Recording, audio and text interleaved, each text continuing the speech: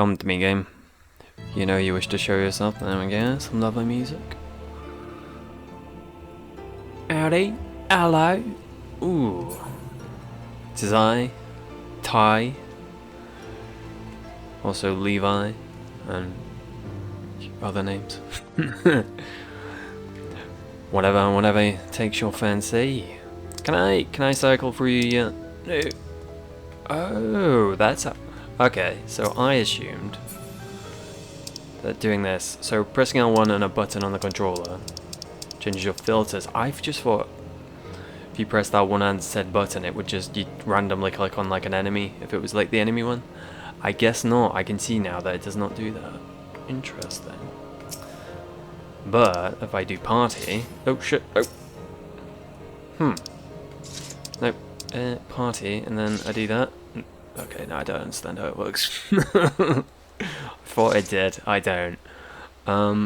So next on my list of things I have not done yet is the Postmoogle quests, which I don't know. I know you get some weird outfit for it. I'm assuming they're fun, so I figured I'd do them. I noticed while I was looking for this one that in Mordona, where am I going?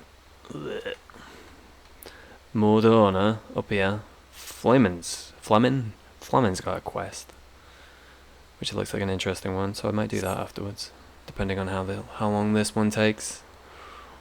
The thing says it takes quite a while though. I don't know. Just get stuck in, shall we? I don't really know what to expect here. I assume this is the start of it anyway, because I know this is a prerequisite, but I'm assuming, yeah, okay. Glinfota tires of having the possessions of others foisted upon her. Okay. 7 hells. Are those bloody furballs blind? Sark skin, not Sarfa squin. It's writ clear as day. I don't know how they could have mixed that up, yeah. Both of those names are definitely eligible. Pardon me. The Moogle meant no harm, I'm sure. But this marks the 3rd time this past fortnight I've found myself in possession of a delivery intended for another. I do not expect all Moogles to be well versed in rugged naming conventions, but when they are unsure of the intended recipient, could they at least have the courtesy to ask before dumping off and flitting away unseen? Hey, they're doing you a favour delivering all this stuff. Chill. Also, I don't know how to do your bloody names either, so... Look closely. Here. This missive is clearly marked for my brother, Rishflow. Scarsforskin. He makes his home in Limsa, and serves on guard duty at Octant more often than not. Never mind to send this letter right back where it came from, but my confidence in those furballs wears thin. I put my trust in them, and I'd not be surprised to see the letter end up in the hands of Hilfer himself. Perhaps you could deliver this letter to Rishflow the next time your travels take you to Limsa, and tell him, though his sister would never think of reading his mail, she thinks he could do much better for himself than some vapid tavern wench. It kinda seems like he did read it. Tut tut tut. Oh, wait a minute. Limsa. Just do my return, can't I? Peasy easy. Squeezy lemons. Lemons are indeed squeezy. Ooh, it's right here too. How kind of them. Get rid of that mouse. Hello, brother, with lady. Well, if it ain't what's your face, I remember when you... yeah, I remember you. When you were just a wide-eyed whelp, fresh off of a blow-up. Reckon this city would eat you alive. But I'm glad to see you've proven me wrong. Here you go. Enjoy yourself, son.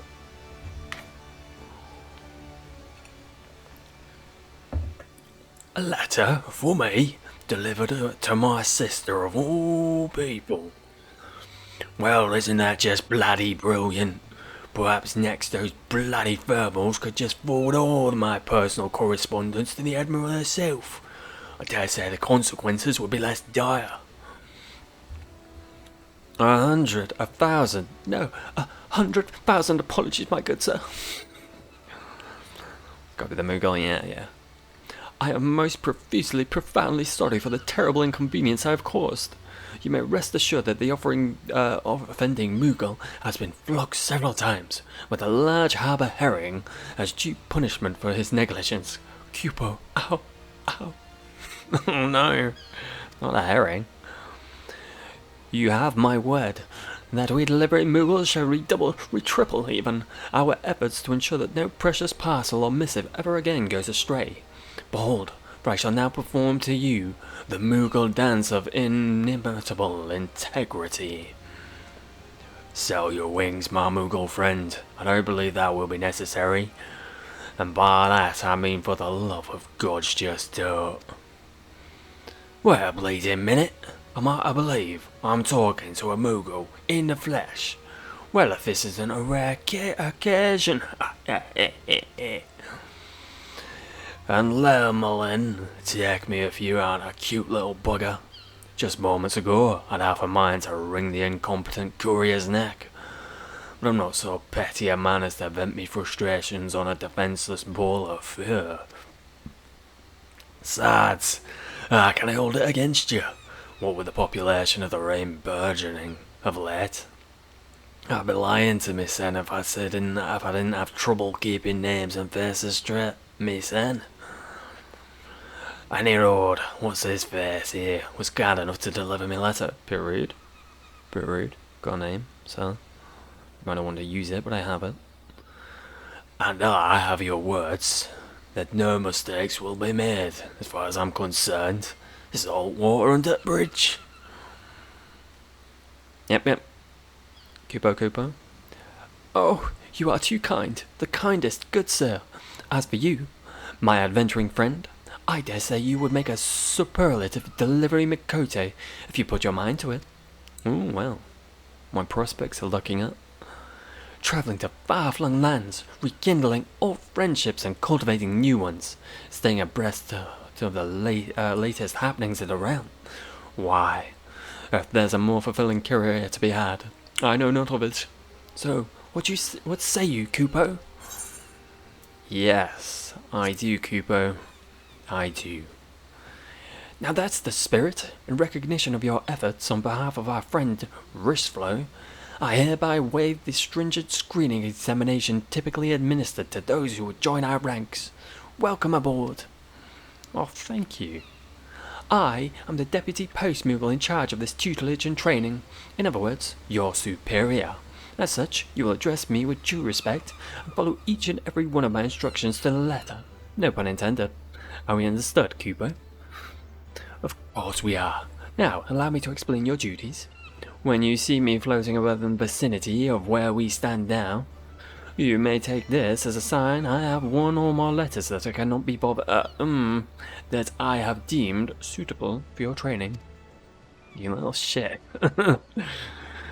Approach me and declare your readiness for the task, and I will entrust one of said letters to you, along with directions for its delivery. And so your journey begins, Kupo.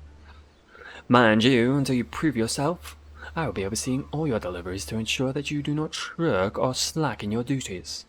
Not that a dutiful delivery Mikote like you would even consider such a thing, yes? Yes. Yes. But maybe no. Oh, carrier unlocked. Okay. Alright. 10 carrier level 1. You are now able to undertake the delivery quest. To review a quest, accept an assignment, speak with Deputy Postmoogle at the Octant. Upon accepting the quest, you will be entrusted with a letter or package addressed to prominent Eorzeans. Deliver it with swiftness and accuracy, and earn a name for yourself as one of the most trusted carriers in the realm. My lucky day. Postmoogle always rings twice. Where are you, Postmoogle? There you are. Hello. A debt unpaid. Ooh, naughty. Oh, it's the bar guy, right? The Deputy Postmoogle has wasted no time in finding you a suitable training assignment. If it isn't my new My promising new recruit. The twinkle in your eyes and the spring in your step simply shout to me, I'm ready for my first assignment, Mr. Deputy Postmoogle, sir. Do I hear you correctly, Kupo? Hello, Dave. How you doing, buddy? Of course I do. Well, this is your lucky day, for I have picked out what should prove the perfect task to start off your training. To wit, I have here in my pawns a letter that needs delivering to Braden, proprietor of the Downing Wrench. I'm good, buddy. How are you? Ooh, it's nice to see you as well. A simple task, you say? Perhaps, and perhaps not. For delivery Moogle's task does not end with the handing over of a piece of parchment. No, the conscientious carrier lends his ear to the addressee, and sees the job through until his customer is happy with what has been received. Being the accomplished and eminently visible adventurer that you are, I suspect that your clients will be even more eager to enlist your services than they would like, with an elusive Moogle like myself. Consider this an honor and a privilege, Kupo. No more horror games anymore, I guess. I think it was a horror game. Maybe one day. You never know. As the one in charge of your training, I shall wait here for word of your success. You will succeed, won't you, Kupo? I might play Dead Space when that comes out. Maybe. That one's kind of appealing. Maybe.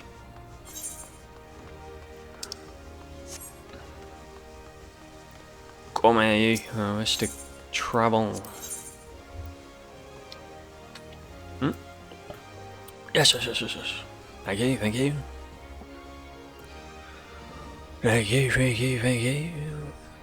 Hey, buddy, it's been a while. How you doing? You read it like Shakespeare. I'm just trying to give that guy a weird voice.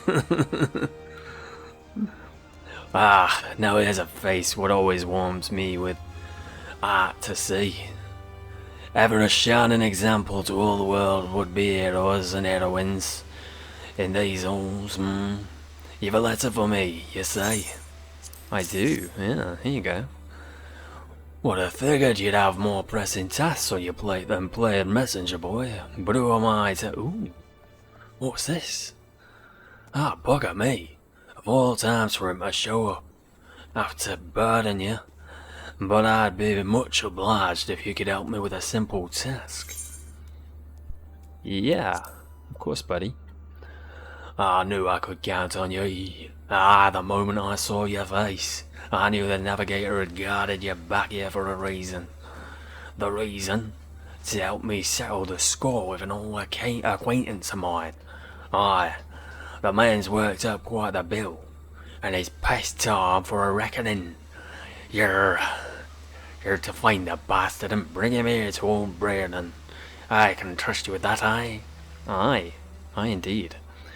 You'll find him out in the middle of a line of sea, a rugged fella of his imposing stature and less than imposing brains. Like as not up to trouble of some sort. Oh, and speak with Sir Dahobaji. Yeah, before you set out, she's prepared the perfect welcome gift for my dear old mate. Change that up. Ooh, I'm coming. Sorry about your table. Very sorry. Oh, so you're there, adventurer, going to greet our guest of honor, are you? Braden hasn't told me much about the man, but his steely gaze speaks volumes. As you know, Braden was an accomplished sellsword in his younger days. Made his fair share of friends, and more than his fair share of foes. And the latter are not too shy about bringing trouble onto our premises. A rugged fella in middle Lanacea, was it? But I'll pray no further. One thing I've learned in my time here is not to poke my nose in disputes that don't involve me. Here's the gift Braden asked me to prepare. I trust it'll serve you well. Yeah. Okay, tell me what the gift is. It looks like some flower or something, I don't know. Peculiar gift, if I do say so myself. Where am I going? No, is this one of those? You may as well just go out the... Oh, God. I don't know which gate it is, though. Oh, no. Probably tell me when to hit. Middle Lanasia. Easy peasy. Easy peasy. Hello? Hello? Oh god, it's not half foggy.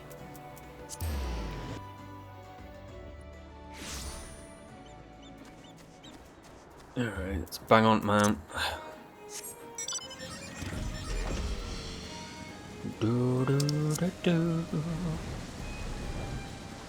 Hello, what are you doing? What you cowering? Eyes ain't looking to. Still nothing. Just be wanting a ship. That's all. A big ship. An adventurer, for ain't gods. This brute means to rob me of my oh, that's not him. An adventurer, for thank gods. This brute means to rob me of my livelihood. You must stop him. I must stop you, I'm afraid. Oh, bugger off. Let's just do it this way.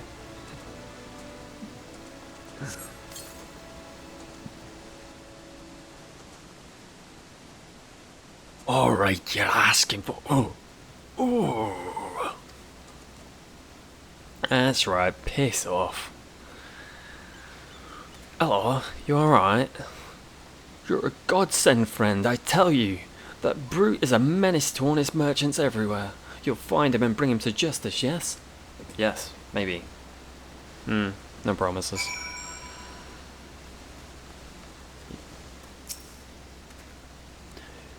Ah, same thing. Okay. I understand. I comprehend the situation. Yes. Sir, where'd you run off to? Sir? Oh, you're not looking good, eh? Your days have been better. Have mercy, man. I didn't mean the little man no harm. I just had a few money. Be throwing up. An old thoroughbred ain't that rich. I'm the best bloody mate a little bastard's ever known, whether or not he's willing to admit it. What? I can believe that. Name's Tillswain, a sellsword of some repute myself. The more for me prowess with a flagon of ale than to spirit me back. No, you'll not see me blaming Bearden, nor you, of course, for the soggy welcome I dare say I earned it on me last trip to the wench. As a matter of fact, I even brought Bearden a small token of apology. Just my own way of saying sorry for all the troubles I've stirred up at. Well, bugger me to 7 Hells. And back again. I left the bloody bag back at Mummersford Arms, was it? Forgive me, lad. My memory's still a bit hazy. I'd go back and search myself, but in addition to not knowing quite where I came from, I'm still feeling a touch queasy. Alright. Be a good lad and retrace me steps for me, will ya? With any luck, the fella there, damned if I can remember his name, is keeping me belongings safe and sound. Alright, so not sure I trust you. So this could just be a trick to get me away, but we'll see. Shall see what happens. What does not happen. Ooh. Playing this on controller on PC is it feels different for some. I think it's the frame rate. I'm used to playing it at 30 FPS on controller. That's probably why. Whoa, ML, quite busy lad these days. The tales I hear are true. A meal, a respite from the road, name it and it's yours. The bloody drunkard, of course I remember him, how could I not? He left his mark all over the bedding and the floor, and this after I went out of my way to furnish his room with a proper spitting box. Spitting box? His belongings had me hands plenty full cleaning up his foul spew. Yeah. If he left anything else behind, like as not it's still there. You're more than welcome to explore, though I suggest you watch your step and hold your nose, particularly if you've just eaten. Lovely jubbly. Obtain a leather satchel. Oh, well, that was easy. Easy peasy. Squeezy lemons. Cheesy deesy. That was breezy. See? I'm a poet and I know it.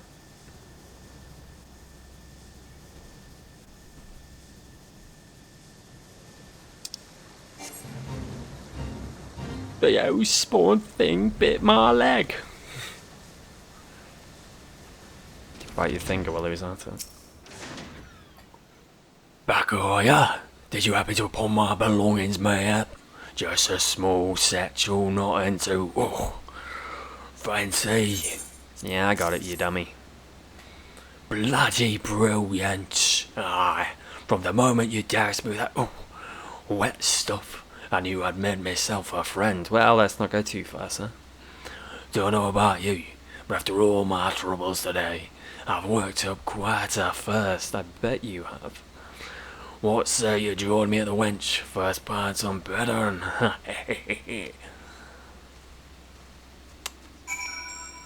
Sounds like a plan. Ba-ba-ba-ba-doo-da. Skip-a-da-ba-ba-boo-boo. Something, something, something. Yas. Yas me. Oh, go away. Are you gonna take me to the wench, sir? Aw, best boy. Thank you.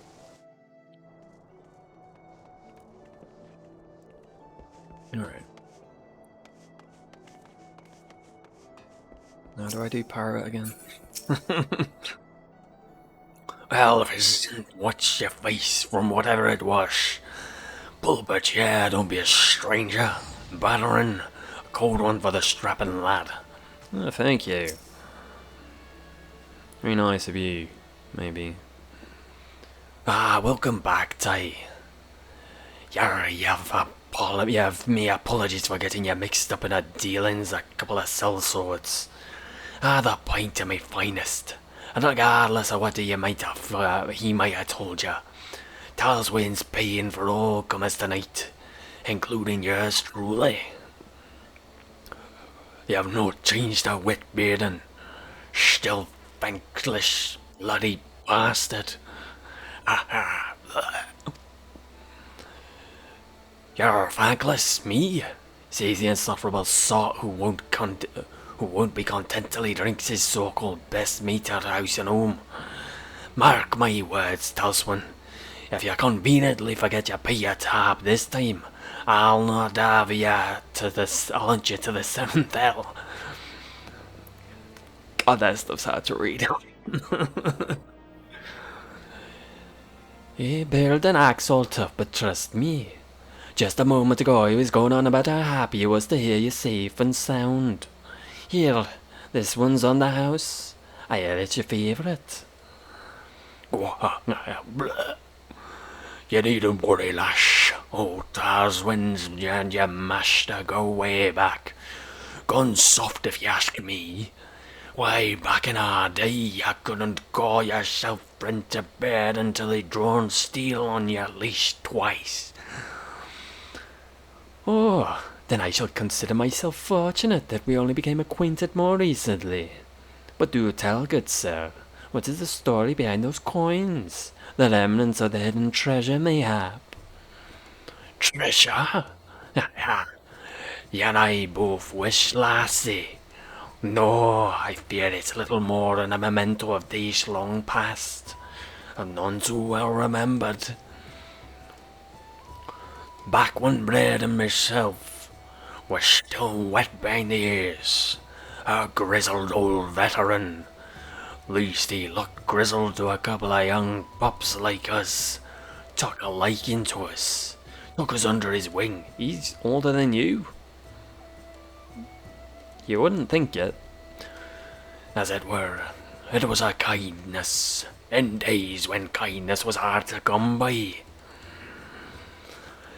carried with him his ear coin she did. See the face of this thinner. Said, fair gaze watching over him was what kept him living.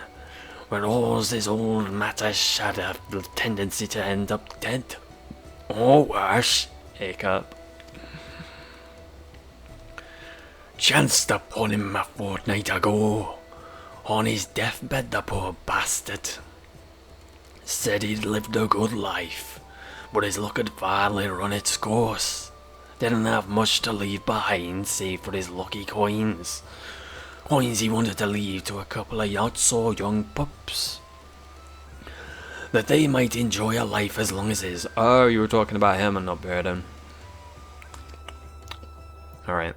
Yep, I'm up. I'm paying attention now, I promise. Oh, a touching tale indeed. Now perhaps you can answer a long-held question of mine, good sir. Why ever would a sellsword as renowned as Burden forsake his blade for the life of a glorified barkeep? You've not heard this story? Mind ye, a detail or two might have slipped from my memory, but I'll give her a try.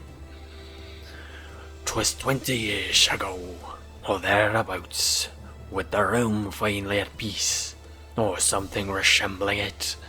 A great mercenary captain had a plan.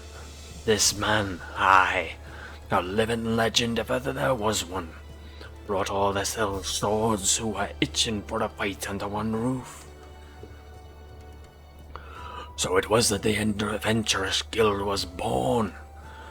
There were no shortage of eager applicants. Aye, everyone and their uncle was looking to be an adventurer, save for one young boy, the son of the very man what founded it.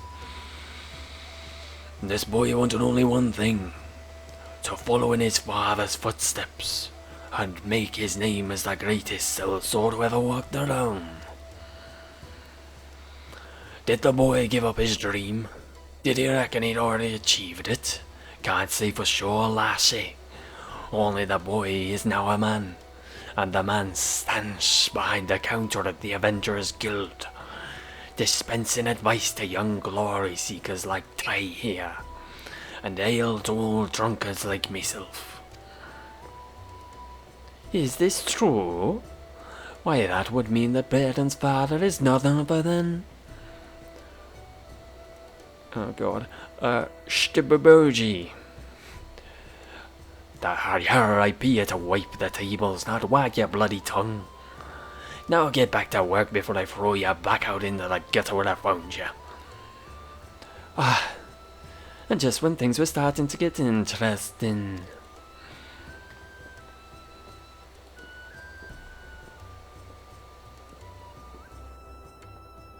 Oh, and that Burden.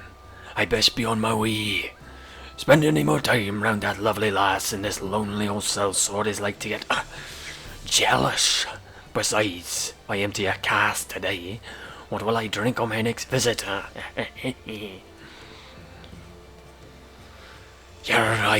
Walk away while your legs will still hold you, you blundering oaf.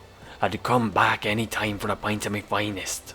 I'll see it dumped right over your fat head. Alright. No love lost, I suppose. Report to Deputy Postmoogle. Alright. You're the one that sends me down, right? I'd like to go back down, thank you. Thank you, thank you. Ooh.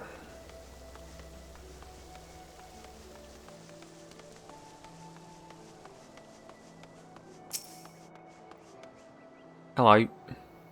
This is my dutiful assistant. I trust you fared well on your first assignment. Do tell me about it, Cooper. Why, you don't say. Burden has never been an easy customer to please. Why, I pulled out my whiskers that first time I dropped a letter in a flagon of ale. But it sounds like you've made a fabulous first impression. As your senior, I could be more pleased with your effort, and with myself, for having discovered such a talented new recruit, Cooper. But this is no time to rest on your laurels. Oh no, for each day brings new letters, and deliveries that await. will take you even further afield. I dare say you might encounter clients who will make old Braden look like a goodly chocobo. But it's all in a day's work for my able assistant, yes? Yes? When you're looking for your next assignment, you know where to find me, Kupo. Oh, much choices. Oh, finger sandwich, black truffle risotto, a pan-fried mani mayo, and a lamb-trap salad. Alright, well, this is all disgusting sounding. That looks fun. Let's get that. I don't know.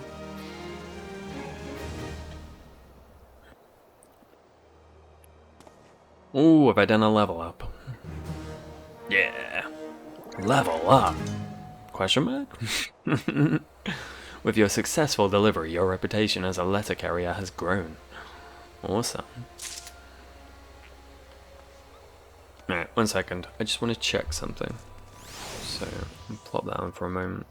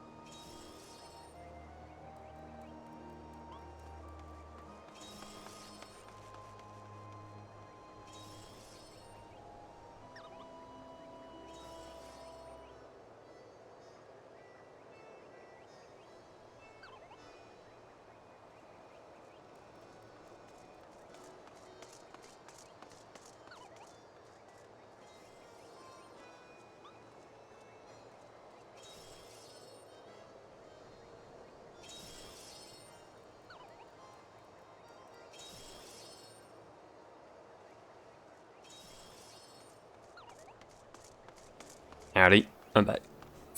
The Streamlabs UI was going a bit weird, so I was just checking the stream actually worked. It seems fine. Oh shit, oh, it's so fine you can hear me twice. Oh shit, I guess do one, and then come back and do the other. It's going to take us to both the other adventurous stars, and I guess, what's her face, Mamori. Well, if it isn't my favourite assistant, back and eager as ever. As a reward for your zeal and duties, I have what should prove to be a positively delightful task, Kupo. I have a letter addressed to Mother Mione of Gridania's Carline Canopy. Ah, I can just feel the warm rays of the sun trickling down through the leaves. A piping hot cup of tea in my paw. Why, I've half a mind to deliver the letter myself. I'm not going to stop you. But let it not be said that the deputy Postmoogle keeps the more pleasing task for himself. No, the job is yours, and you need not so much as ask for it. Happy message carrying, Kupo. Pick them both up, why not? Yeah. Mamordi. Well, look who's back. I'll give you 3 guesses what I have in my paw, and the first 2 don't count, Kupo. Why? Yes, a letter. How did you know? It's addressed to Mamodi, the ever-charming proprietress of the Quicksand in Ulda. Sounds like a pleasant enough assignment, wouldn't you say, Kupo? But there's no ordinary letter. Oh, no. Why, I've strained my eyes for any sign of the sender's name, but it is nowhere to be found. An anonymous epistle. Sounds like a task for my most capable assistant, Kupo. Oh, thank you, my friend. Dickhead. to Gradania. Rule Wait, no, not Britannia. That's the right one. Rule Gradania. Gradania rules the waves. Except there's no waves, so I guess Gradania rules the trees. Yeah. Well, the cells might have something to say about that. He's so jiggly. Look at him jiggle. I'd put it on, but I don't want to get too attached to it. I'm going to assume it doesn't work on the rabbits. So when I do a switch, it'll be long gone. Hello. Welcome to the Carline Canopy, friend. You've made quite a name for yourself, haven't you? At times I'd swear that even the trees themselves whisper the tales of your exploits. Oh, I should bloody hope so. A letter? Let me see. Oh.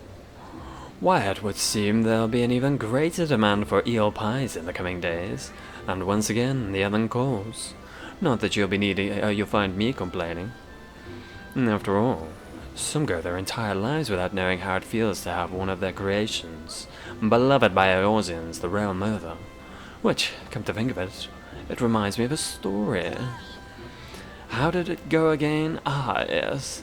Many years ago, when I was no taller than the counter before us, a Lalafallan artisan and his daughter came here to the Twellswood. Of the circumstances which brought them here I knew little, for the father was a man of few words. What I do know is that they left behind their home, travelling far and wide across the realm, before settling on Gradania as their new home. The elementals care little about borders drawn by men. All who treat the forest with compassion are welcome within. Sadly, people in those times were not quite so understanding. The poor man and daughter endured name-calling, spiteful pranks, and worse. My grandfather took pity on them, offering them shelter in this building. In those days it was little more than a glorified storage cabin, far from the bustling centre of activity it is today. My grandfather minded the watermill, you see, as his father before him. A respected position that afforded our family a certain status amongst our peers. Though not all approved of my grandfather's befriending the outsiders, none dared give voice to their objections. With time, Gradanians came to understand that whensoever they held, the man and his young daughter were honest, peaceful folk, no different from any of us. With the blessings of our newfound countrymen, the love the two harboured for their new home deepened.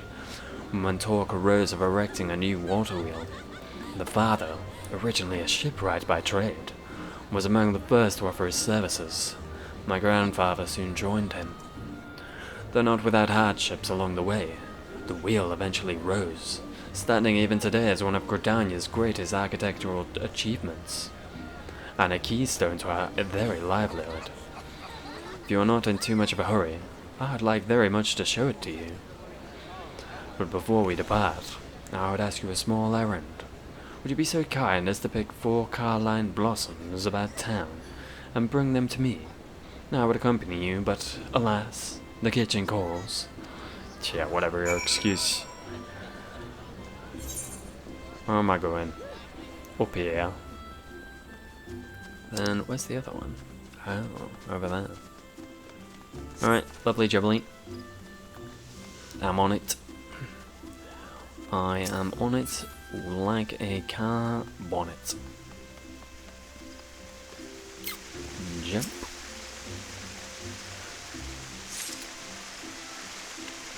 Very nice, very nice. Hello, I'm going to avoid going in the middle, hope you don't mind. People are a little too crazy for me. Ooh, can I go in? No. Can I jump? No. But I can walk down here. So that's something. Ah, hello. I enjoy your store. I mean, I'm never going there, but I enjoy it. That it exists. It's pretty.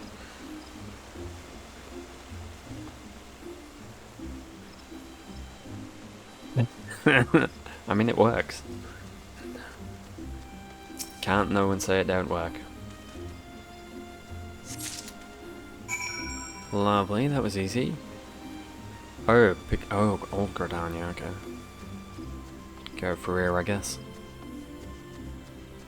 Bum bum bum bum. Hello, how you doing?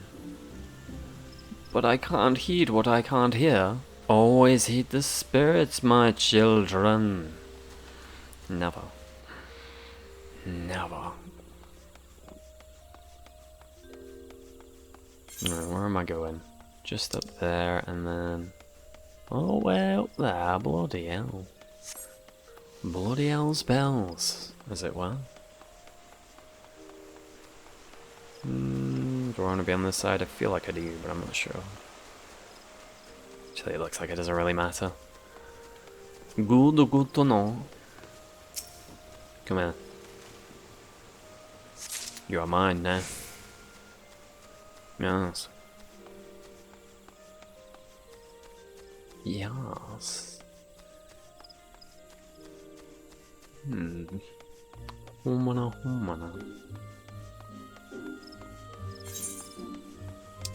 Shrine that.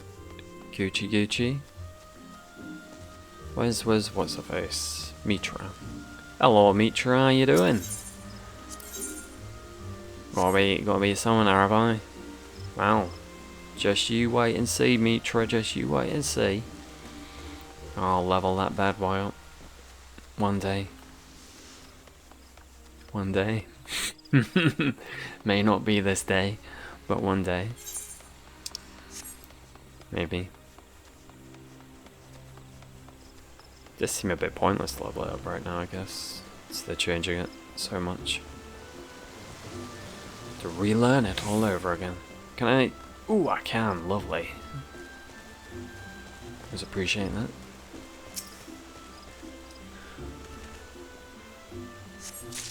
Alrighty. Do a jump.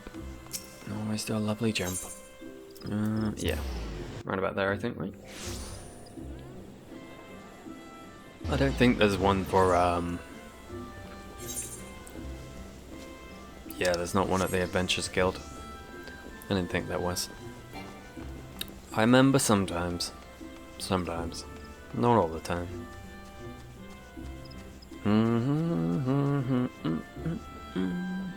Sorry, it had to be done. I had to show my jumping prowess. Oh, welcome back. Were you able to procure the Carline blossoms I asked you for? Yeah. Oh, lovely. They're hardly a rare sight in Gridania. These flowers never fail to bring a smile to my face. The water wheel I would show you is the best seen from the jadeite flood. Go on ahead. I shall be along after I seat my duties here. Alright. Where am I going? Central Shroud, huh? Oh, is this another... I'm gonna go there anyway. I feel like it might be slightly quicker if I mount from there. Slightly. Yeah, but so slightly. Okay.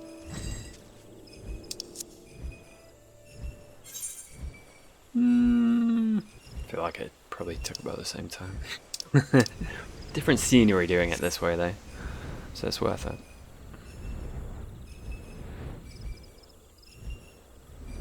Oh, that makes me feel better, right?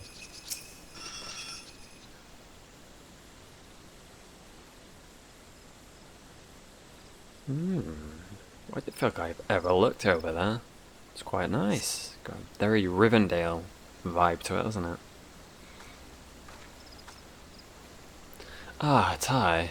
I hope I've not kept you waiting over long. Come now. Let us look upon the waterfall of my tale. Water wheel. Behold the pride of our nation. Figaga's gift. Figaga. Alright. Is she not magnificent? Countless times have I come here, yet each time I stand in awe at her sheer size and beauty, knowing that it was born of a special bond between my grandfather and the Lala Felon builder elevates it to a special place within my heart. Would that they had lived to see it complete. I spoke of hardships, yes. not days after he finished drawing up his draft for the new mill, the poor Lalafell, hale and hearty for his age until then, suddenly took ill. What started as a cough soon grew dire, and within a fortnight he had passed. Without its chief builder, the ambitious project came grinding to a halt. At first, there seemed to be no recourse but to abandon construction entirely. Then the daughter stepped forth, vowing that she would see her father's dream come to fruition. Though none could deny her pedigree, the girl had never lifted a hammer in her entire life, not letting this, nor the doubting words of others, deter her. She promptly enrolled in the Carpenters' Guild, vowing to follow in her father's footsteps. People laughed. Who was this shy little girl with yellow blossoms in her hair? But within a year's time, all could see that the girl was a prodigy, with a hammer.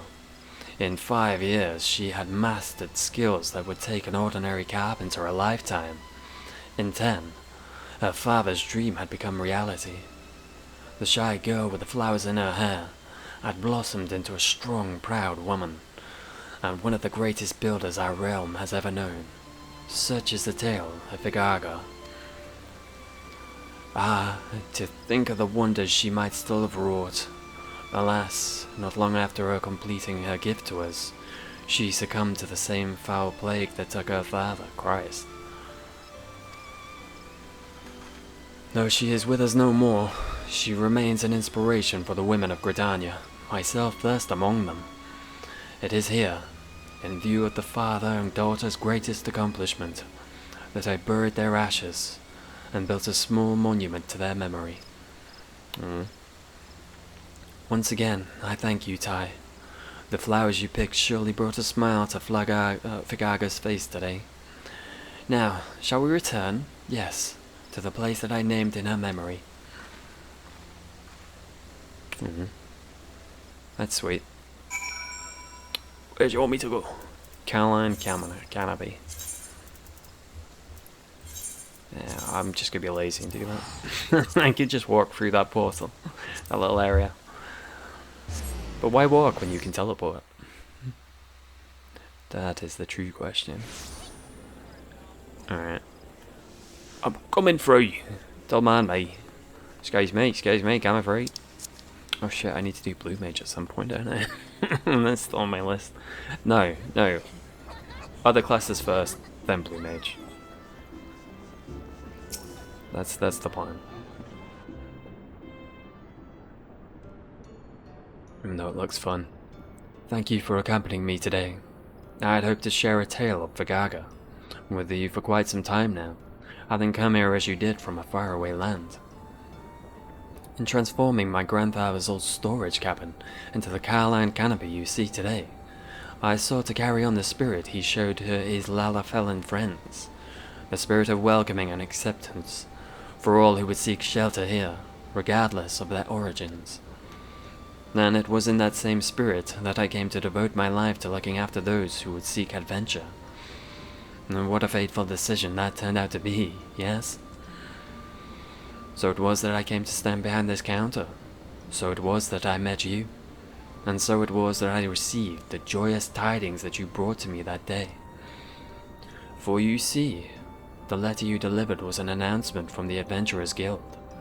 It would appear that I can look forward to a sizable group of new recruits in the days to come, and nothing could make me happier. I wanted to share this news with Vigaga, and with you. After all, 'tis no small part thanks to your exploits that so many brave young men and women would step forth to bring succor to our realm. Truly, you are a gleaming example to all. May your star shine further bright upon us, Tai. Why thank you, Mull tea. You know what, not even gonna look at the others. Always go tea. Always go tea. With a goatee. Level up. I love that they made that little fucking level up animation just for this. The little additional question mark at the end. With your successful delivery, your reputation as a letter carrier has grown. Yay. Alright, now to Ulda, to Mamori. Mamori. Mamori. Mamori. Mamori. Mamori.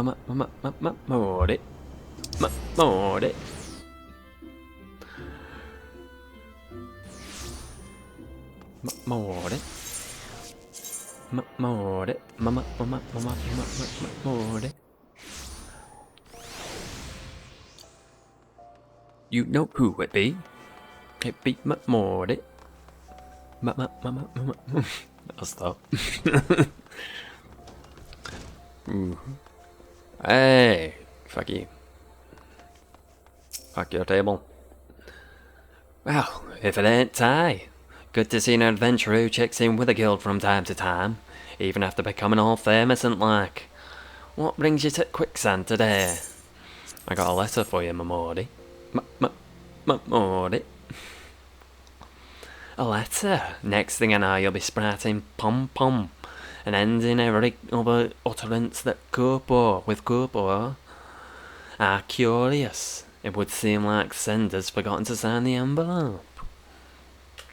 Oh, me beloved Mamori, my riches could buy all the jewels in the realm, yet none should shine as bright as they.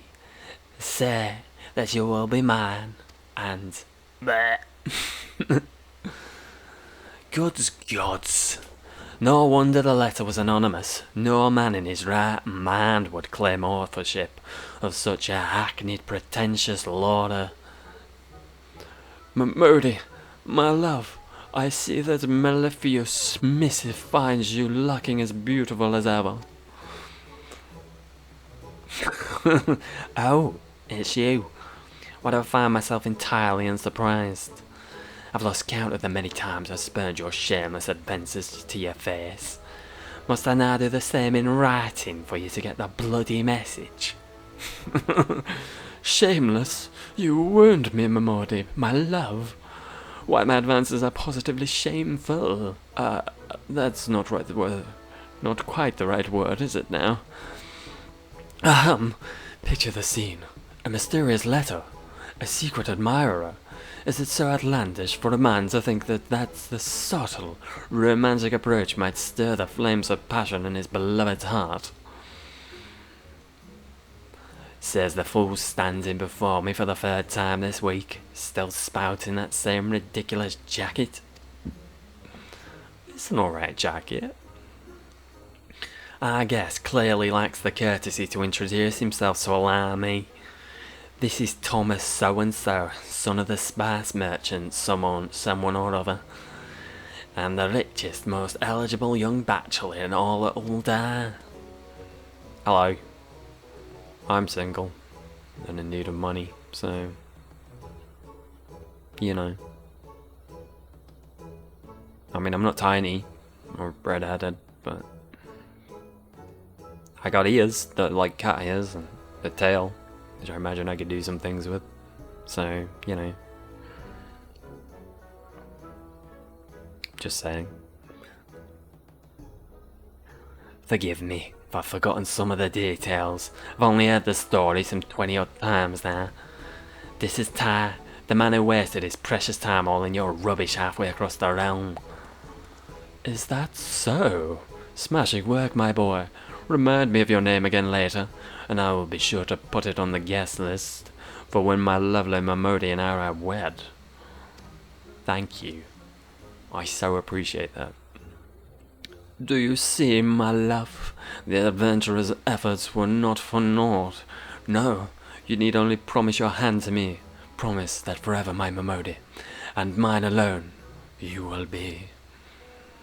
In person or ink, me answer's the same.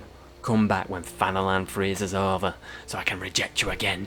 Oh, that was a good one. Alas and alack, but I should have known. Yes, that hairpin that adorns your lovely locks speaks loud and clear. Admit it, Madame Mamori. After all these years, you still harbour feelings for him. Why, you some nerve walking into my place of business and spouting such nonsense. Nonsense, my beloved. Is that so? Rumours abound about that hairpin, that it was crafted for you by an old flame, that it has not left your shapely head for so much as a day since the calamity. If you lost a childhood love when the lesser moon fell, you have my sympathies. But this is a new age, my dearest. Time marches on, and we must march with it. Oh, and did I mention that my family is among the richest in the Sultanate? I think you mentioned that, yeah. Else, just how thick is your bloody skull? A man crafted me hairpin, and yes, there was a time when I felt something for him. But such days are long past, and today, I needn't compare you to anyone to find you thoroughly repulsive. Besides, I'll have you know the man who crafted this still lives. What's this? My rival in love still lives. At long last, my task is clear.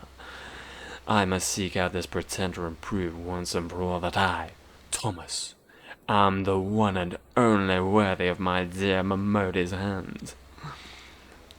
Don't think you're getting the picture, sir. Adventurer, I request your aid. Together we will seek out this man, and you will serve as an impartial judge to determine who is the worthy partner for Miss Momodi. He or I. I don't want to. I don't want to do this.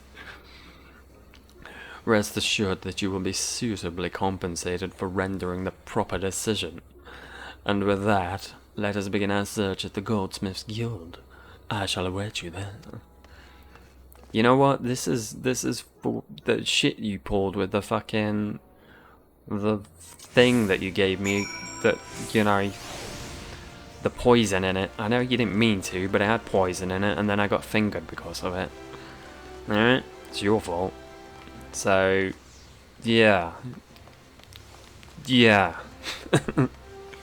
Consequences abound. Yeah, that told her. Yep.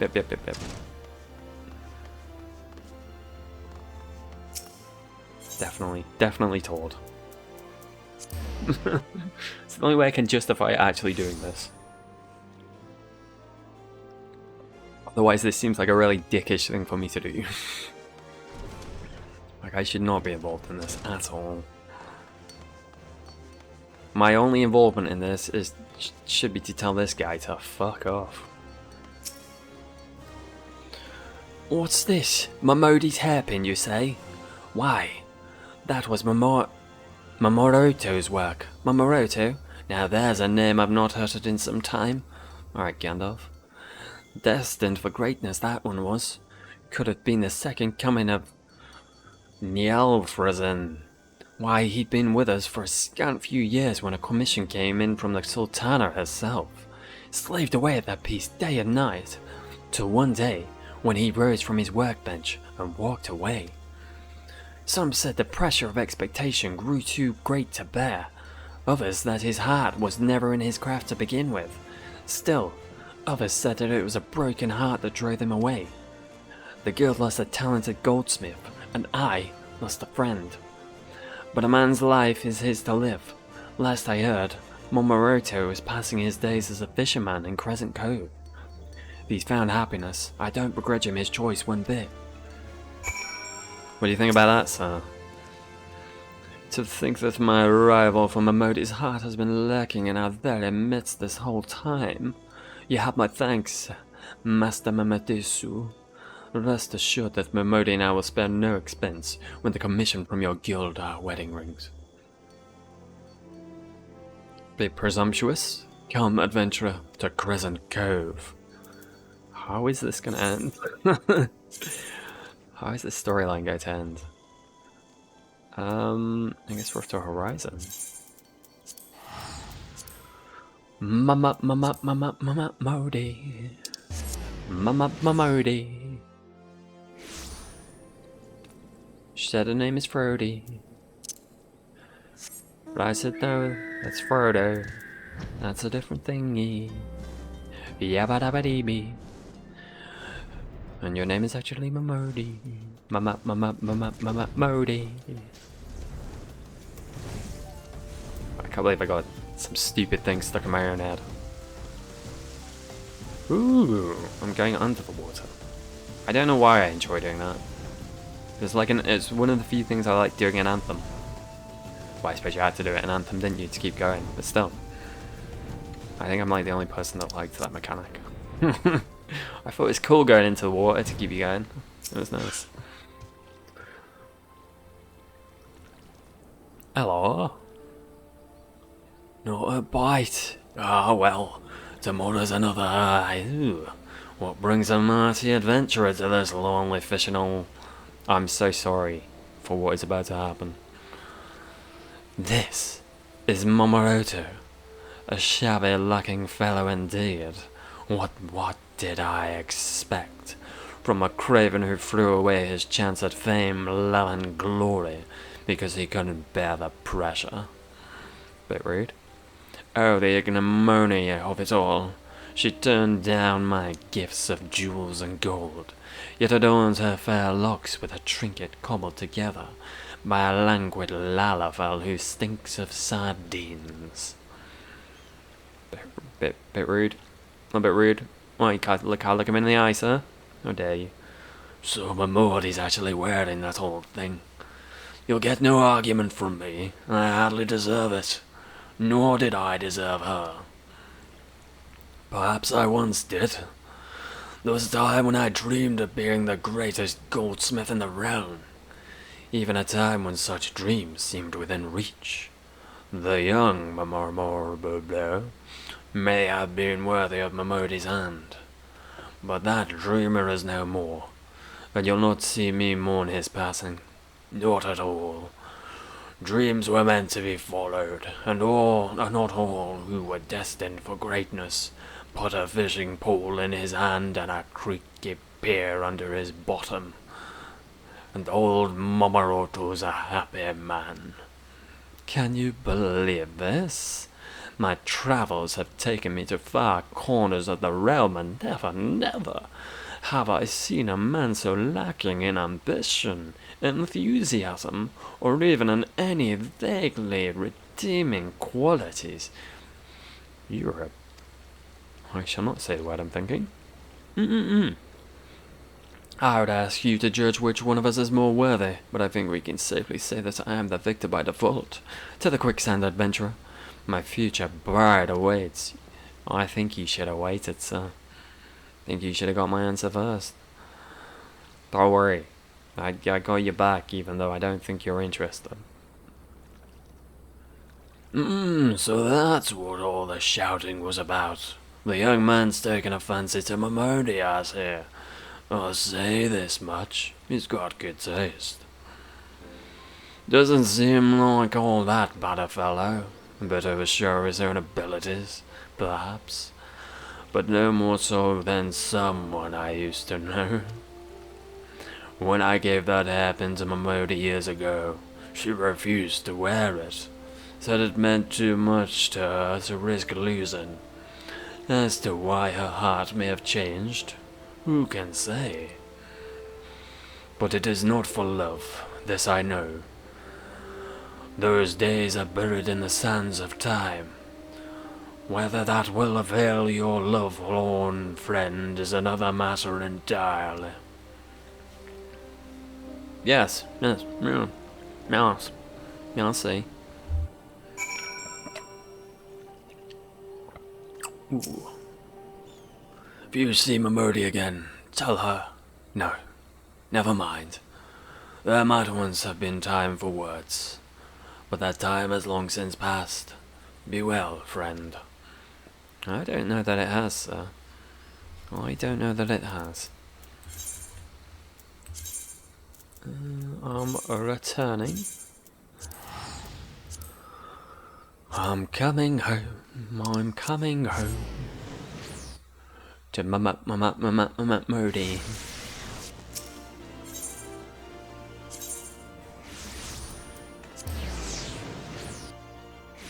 Oh, my dear Momodi, I've returned.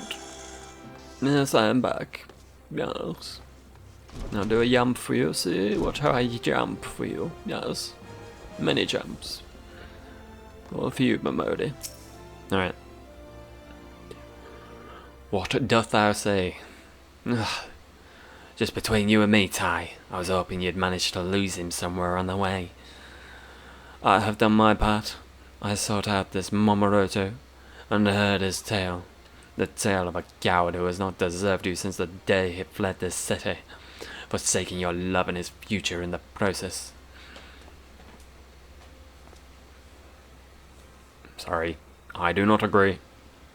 A worthy suitor stands before you, a man who promises to do everything in his power to bring you happiness, and who has the courage to put such words into action.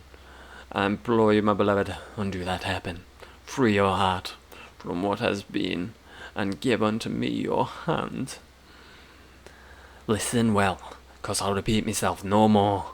I've no feelings for Momoroto, and sure as hell none for you.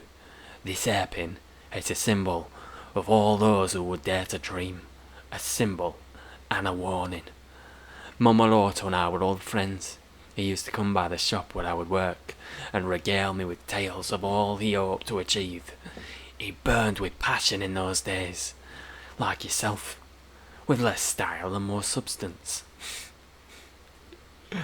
A wide-eyed girl as I was drawn to dreamers. I urged him on at every opportunity. When I heard he was making something for the Sultana, I near screamed, "This is your chance, Momoroto. Craft the masterpiece I know you have in you, and you'll go down in history. You won't live and die a nobody." So I told him, over and over, until he came no more. I went to the Goldsmiths Guild, only to hear that he'd resigned his position. 'Twas when I saw the error of me ways. All the time I thought I was encouraging my friend. I was only piling on a burden he was never wanted to bear. Oh. And so you wear the hairpin out of pity for the man? Not pity. At first I felt so ashamed that I didn't think myself worthy of wearing it. Then the lesser moon came tumbling down, and everything changed. At first we thought we'd lost everything. Then slowly but surely, we began to pick up the pieces and dream again. Seeing the proud faces of those who would rise to the call and rebuild our realm, it rekindled passions within my heart I hadn't felt in years. It was then that I finally discovered a dream of my own. To stand with those who would fight for their dreams, and to give them strength in any way I could. This is why I stand here today. And yet, I must never repeat the mistake of my past. Adventurer, artisan, or angler. One's true dreams, one's true strength, must come from within. This is what I learned from Momoroto, and this is why I treasure his memento to this very day. Oh, my beloved, could there be in this world a more sensitive soul? The 12 should be the 13, for you, my dearest, are a goddess of dreams and compassion. Hitherto I knew only your physical beauty, but I have seen the beauty of your heart and soul. I am lost without you, my beloved. Make my dream come true and promise to stay by my side forevermore. Have you not been listening to a single word I said? I've devoted my life to supporting adventurers' dreams. Men like Taye, who are too busy fighting for our realm to waste my bloody time. But, my beloved, our love, too, may yet save Eorzea from the shadows. Well now, those are the first interesting words that I've heard come out of your mouth. Prove to me that they're more than just words, and maybe, just maybe, I'll reconsider. Does this mean I have a chance? Oh, merciful indeed is the goddess Momodi. I will not fail you, my love.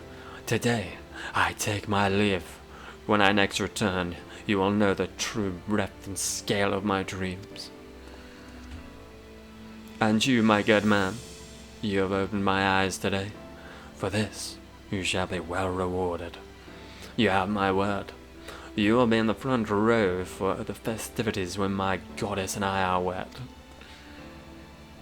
Oh joy. Ah, bloody hell. Finally, some peace and quiet. I doubt I'll be showing his face here anytime soon, but who knows? He'd not be the first man I've seen change. Any road. Thank you, Ty. No matter how far we come, we can't forget the past. And thanks to you, I've been able to do some much needed reflection.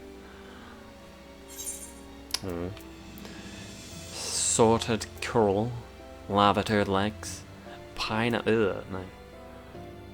Tomato pie. Some toad legs, shall we? Ah, we should be a little bit French today, why not, eh? Hey, I did a level. That gets me every time. With your successful delivery, your reputation as a letter carrier has grown. Damn right it has. The world shall no longer know me as a letter carrier. No, as a adventurer and saviour of all of Eorzea. Henceforth I shall be Ty, Amel, deliverer of letters, and confident friend to all Moogles. Or some sort of shit. Hello, I've returned. You're proud of me. There's 3 more of these bloody things, alright. It was nice talking to like all the receptionists again. Giving them a bit more story. Appreciated that. How far you've come as a carrier, and in such a short time. I knew that my pedagogical skills bordered upon genius, but I dare say I have outdone myself this time, Kupo. I would reward myself with a well-deserved respite, and you, with your most demanding assignment to date. I have in my paws a parcel from the former Torches Guild in Uldar, to be delivered to Breath of the Conjurers Guild in Gridania, and I quote, with all speed. Urgent correspondence between the realm's most puissant practitioners of magic. It would only be the slightest of exaggerations to say the fate of Eorzea may well be riding on this delivery. To Stillgate Vane with you, Kupo. Alright, might as well pick them all up again. My hard-working assistant returns. Yes, so hard have you been working that I dare say you've earned yourself a vacation, Kupo. I'm not going to give you one, of course. You fucking bastard. I do have a reputation to maintain, but I will give you the next best thing. A letter addressed to Master Gregushu. Gregushu at Casa del Sol. Soak up the rays of the sun. Bask in the balmy ocean breeze. Sneak a fruitive glance at the lovely dancers. And last one can be a little secret. And you're soon to forget where you're working, Kupo.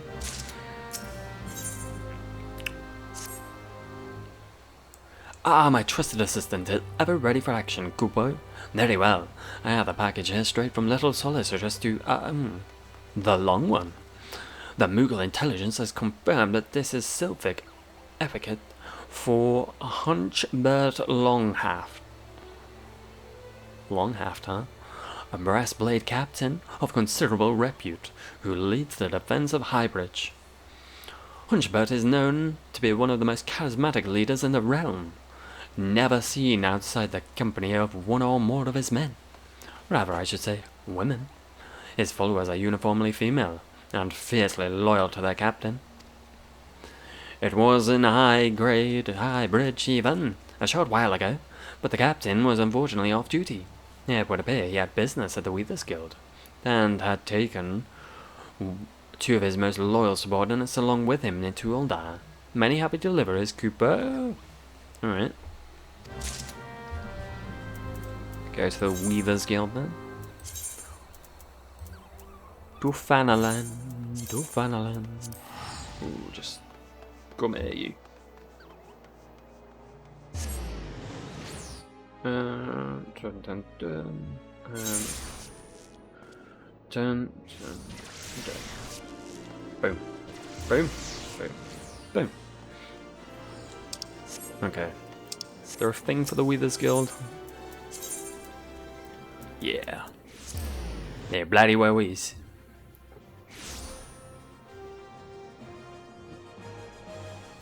Alright. Onwards we go to stroking the haft.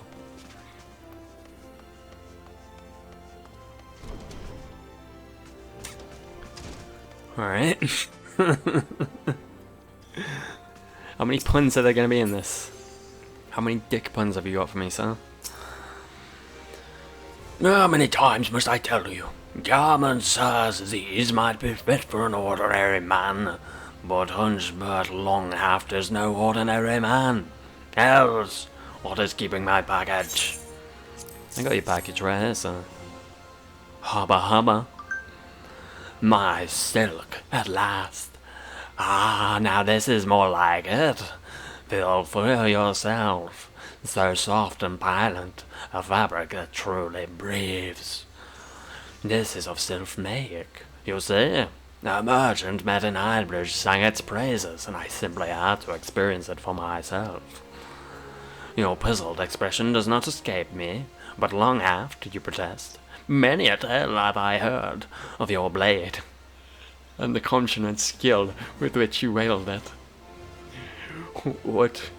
What use would a valorous swordsman such as yourself have with such a delicate, even feminine fabric? The thought never crossed my mind, I've got to be honest with you. It's not the one that's crossing my mind. There is a thought that's crossing my mind, it's not that. An astute question, which I answer with a question of my own. You strike me as one who knows your way around the battlefield, yes? Suppose you are the commander of a formidable unit, one akin to a great machine. Now, suppose this same unit was somehow constrained, forced to do battle in a cramped quarters. Would your unit be able to realize its full potential in such unfavorable conditions? Verily not.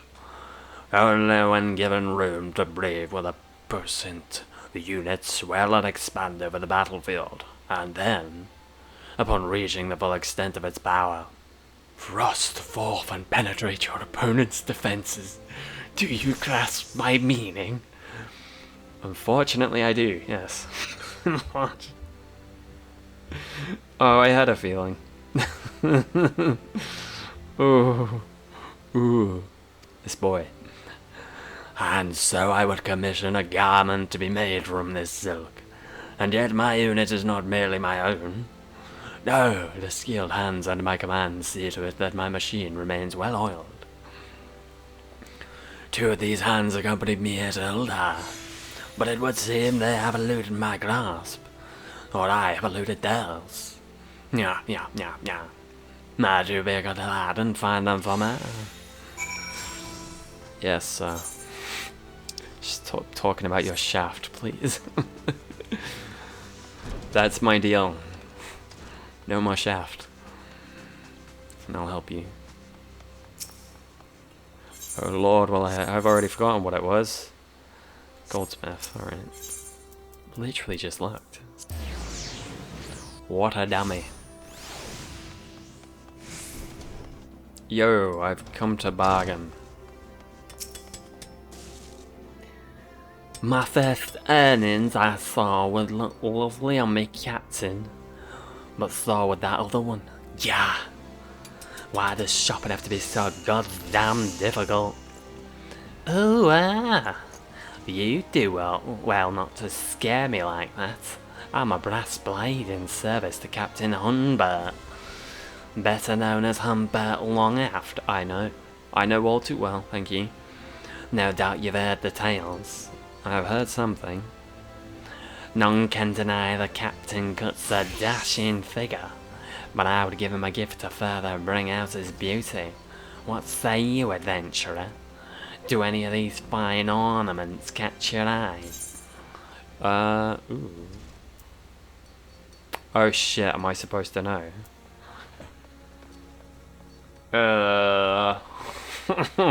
Shit.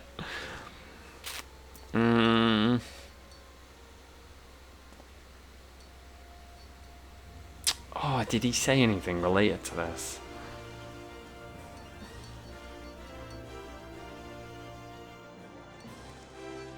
Did he say what colour his fucking clothes were gonna be? Sapphire ring. Why, I thought the same of me same. Yeah, we'll go with that. Some find sapphires gold, but they did not understand that beneath this cool exterior sleeps a wellspring of passion, as deep as ocean. A passion tempered by maturity and reason. Not coincidentally, it is also the colour of my eyes, which the captain has often admired during late nights manning the control room at Highbridge, as I stroked the lever and admired its workmanship. Not a euphemism. It is not a euphemism. There are those in the brass blades who don't understand the captain. Those who say his exploits on the battlefield do not warrant the sizable reputation he has amassed. I know not which battlefield they speak of, but as someone who has witnessed this swordplay firsthand, I can assure you that the reality far exceeds even the tallest tales. Speaking of the captain, wherever did he run off to? I must deliver my gift before Ella does, lest she be the one invited to work the liver tonight. Wouldn't want that. No. No, we would not. Oh, she got a wicked cute thing on their shoulder. Look at them. So cute. Where are my minions? What do I want? I want to switch things up. Alpha, you're back on the team. Alright, where are we going? To the Alchemist Guild, alright. That works for me. Calm, Alpha. We have work to do. It's not good work, I'm going to be honest with you. It's quite disturbing. Perhaps even a little embarrassing at times, but work nonetheless, Cooper. Is this the same one? Oh man, it's ruby eyes. They look very similar. So many portions of myriad powers and potencies. Surely one might serve to further harden the captain's resolve. Oh, don't frighten me like that. I was just shopping for a suitable present for my captain. You have heard the tales of Longhaft, I presume, unfortunately. Then you know that he is naturally endowed with both size and stamina. Still, I wouldn't know how alchemical innovation might enhance his already prodigious talents. Do any of those files intrigue you, adventurer? A ruby potion of stamina, or a blue potion of vigor. Well, you got ruby eyes, and the other one liked me picking the same item that was apparently the colour of theirs, so a ruby red potion of stamina. Ah, that one stood out to me as well. Red is, after all, the colour of passion, and few men are more passionate than my captain. It stands to reason that red is his favourite hue, because that's the colour of my eyes, right? I might humbly note that it's also the colour of my eyes.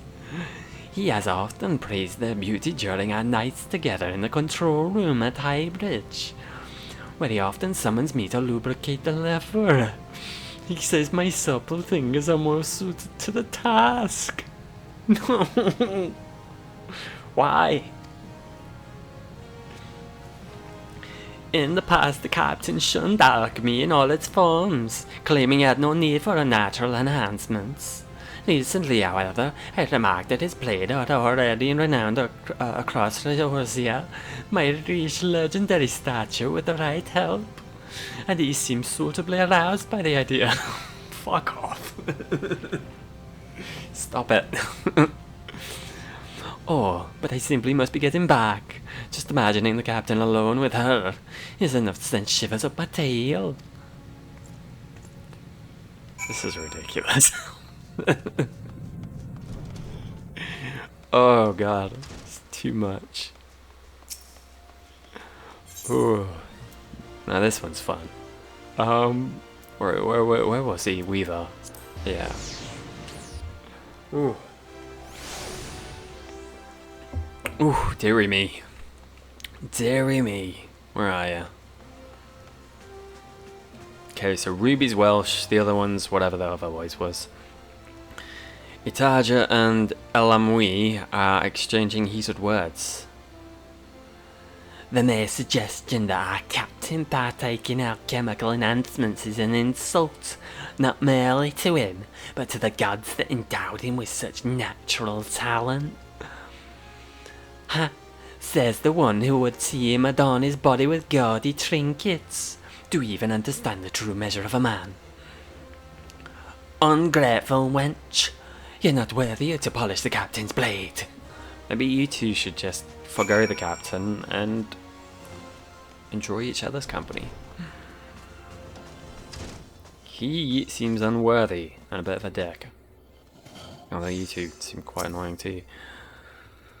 Captain, my gift will see your legendary prowess raised to godlike heights. Captain, I brought a gift truly perfect for one of your peerless masculine charms.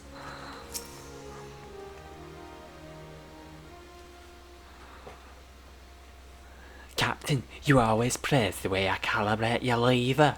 You called me an engineer. Captain, you said that no machinist in the realm could keep your parts oiled as I do. Cease this senseless bickering, the both of you. You each have served me long enough and served me hard. Surely you realize by now that there is more than enough man to go around. While I welcome your sentiments, I have no need for shiny baubles or motley brews.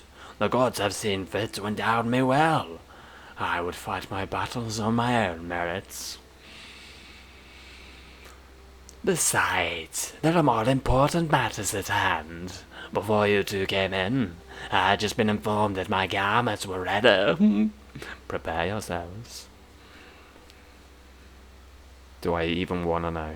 Oh, looks quite fucking dapper. I proved. I thought you were going to be half fucking naked or something. What say you, Etaja? So dashing, so handsome, so form-fitting. I feel the flames of passion welling from within. Do you promise you will wear that the next time you summon me to the control room? Yes. For you, my love, anything. But we have only just begun. Oh no. What does that mean? Oh, this one's cool. I like this one more. Except the head thing. What say you, Elamwi? That broad chest bursting forth, those bulging biceps, my captain. This garment shows you for the god of virility that you are. My only regret is that I cannot quite see under the belt. All in good time, my love. Now, do you see? There is more than enough man here for... No, Hunchbert is now near man. But within me rages a beast that will be contained no longer.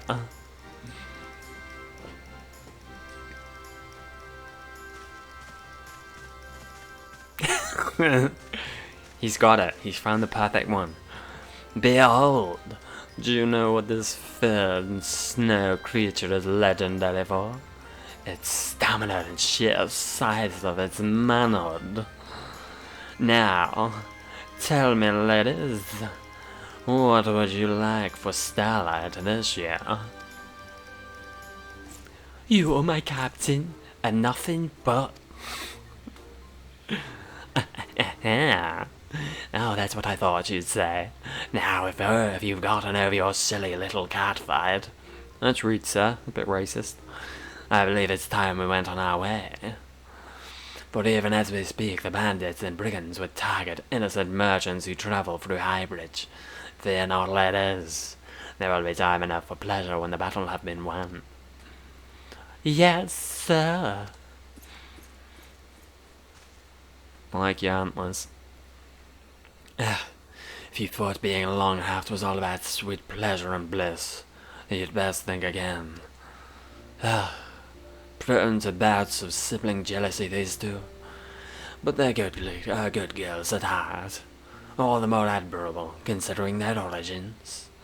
Stolen from parents when they were just babes, and sold into a trade where no woman deserves to go. My unit found and freed them, but sadly the brass blades are not in the habit of taking children. Granted their freedom, they made their living on the streets, where many turned to selling their bodies. They owned their smarts and their fighting skills. When they returned to me years later as women grown, strong and beautiful, I swore that I would have them. In my regiment, that is, that they know how to properly sheathe my blade is an extra benefit.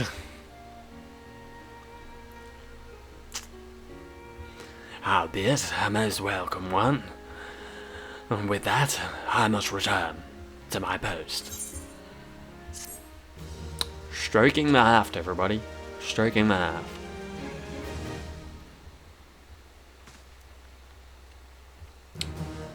Not sure I deserve this level up.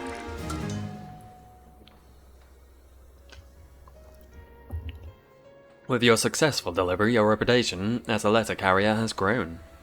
Yay! Alright, where we go next? Costa del Sol. Lovely, lovely. Always love returning back to Costa del Sol. Makes a bit of a growling noise, that does. Alrighty. Alright, about special... yeah, sorry. That's the one. It's the one that I want. Hoo, honey. Alright, so... oh, how I tire of the same idyllic sights night after night. How long must I wait for my new beauties to take the stage? Have a letter. Titan's Bane, a messenger boy? Is the adventuring life so unprofitable these days? I could always use another strapling lad to swap the decks. You may be a touch overqualified, but the pay is generous and the location cannot be topped. But I digress. The letter you have brought me is a reply from none other than the esteemed Master Guiana, whom I have enlisted to train my next generation of artistes, as it were. A great honor I bestow upon him, yes? Master Gagaju, whatever. Well, you present a compelling offer. I'd rather live out my days in a naval than spend even a moment instructing a empty-headed, ample-bosomed strumpet with as much passion and aptitude for dance as a pack of three-legged shrews. Seems poor misguided fellow values the integrity of his heart above coin. But what's this? The letter continues. That said, I know of another whose particular school of dance, though somewhat experimental, may suit your purpose as well. What splendid news! The letter neglects to mention his name, but says that he makes his home by the Iron Lake, in outer Lanosea. Might you be a good messenger boy and deliver this contact to him? I would have my girls begin their training straight away. Sure.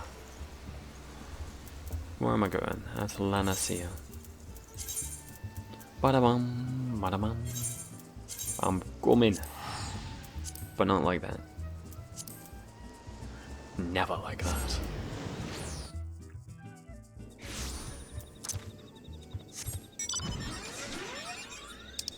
Alright. Ooh, I'm coming. I'm a coming.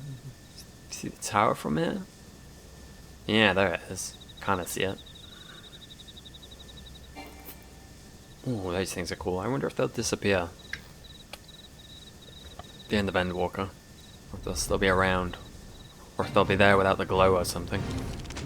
I quite like that things just pop up every now and then. Why do Smoothskin shun my dance? My dance is a dance of vigor and vitality. I don't know. Paper? For Mamuja? Mamuja does not want paper. Mamuja wants freedom. Freedom to dance. Why does no one understand? Smoothskin wants me to dance?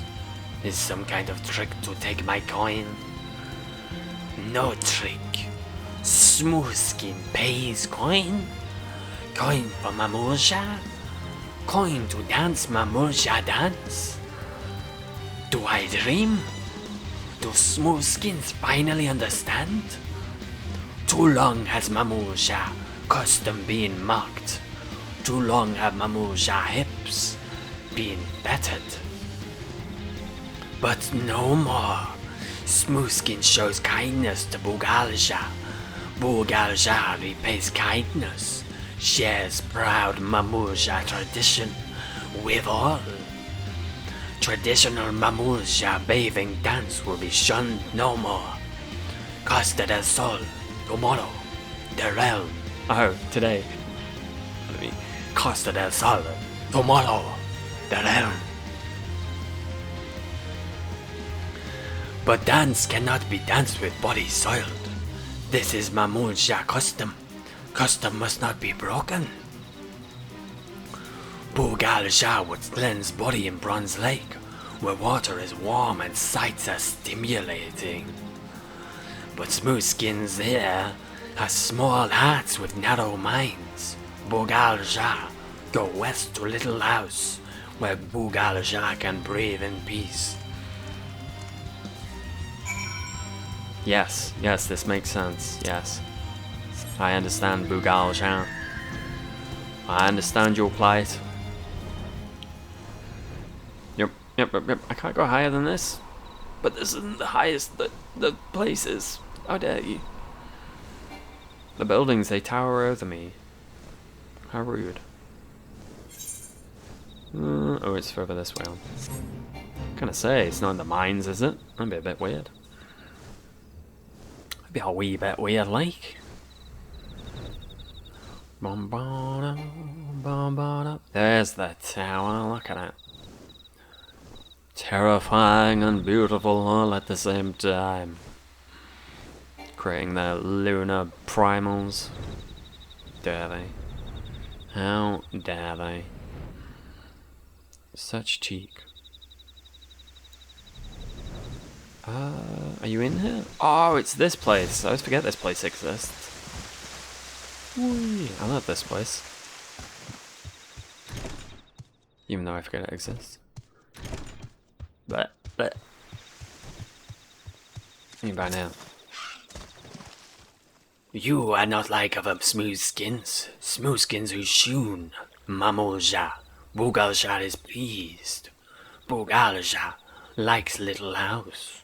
Water is warm, and Smoothskin leaves Bugalja to himself. But enough talk. Soiled body needs cleansing. But Mamulja must not wash her own body. This too is Mamulja way. This Hildebrand in a costume. Back to this, how we say? Smoothskin take water. Pour over Bugalja's body. 1, 2, 3 times. Body cleansed. Muscles loose. Bugalja will be ready to dance. Alright. Be grateful, sir. Be grateful. Know that you are not the first person I have massaged in this game. Ah, warm water flows over me. Sweet and grime washes away. Oh, you want me to keep going, huh? Okay. This is definitely not at all familiar. Ah, muscles loosen, joints limber, an uncontrollable urge wells from within. What urge? Sir? Control your urge, please.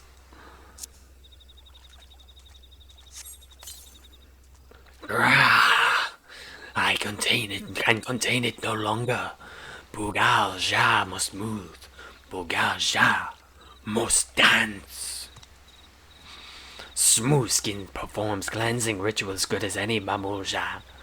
Bugal has never felt so alive.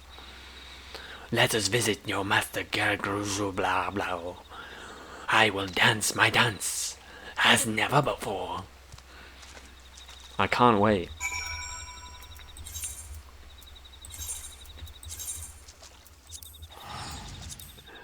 I'm sure he definitely needed massaging. Yeah.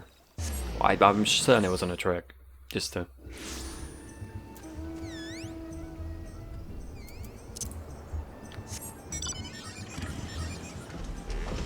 Is this a Realm Reborn quest? Did they do that in 2 fucking quests in a Realm Reborn? Cheeky bastards. Ah, there you are. I must say our new dancing master made quite a first impression. I've already taken the liberty of introducing him to the girls. Costa del Sol shall be at the forefront of an artistic revolution. I can see the tourists flocking in. Here they're clucking at their ample coin purses. At any rate, this is getting very close to the voice I did for Hildebrand. I should keep it unique to him. He deserves it. At any rate, the lesson should be getting started any moment now. For all you've done, you're more than welcome to look upon. Sure, I would love to. I cannot wait to see how this dance turns out. Sure, the Mamulja is fantastic and amazing and beautiful all at once. Oh, is this place actually getting some use? I feel like this is the first time I've seen anything actually happen here. Are these usually here? Or are they just here for this quest? I thought that Lalafell was doing malevolence over the one on the ship. That would have been funny. I'm good, man.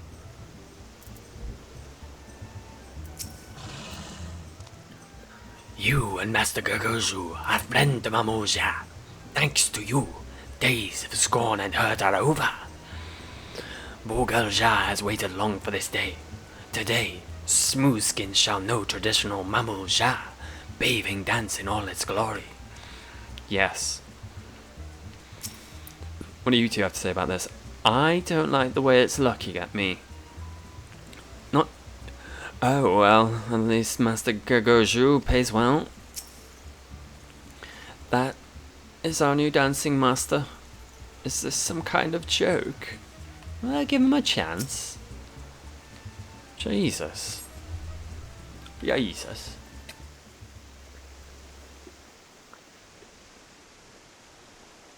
Oh, here he is.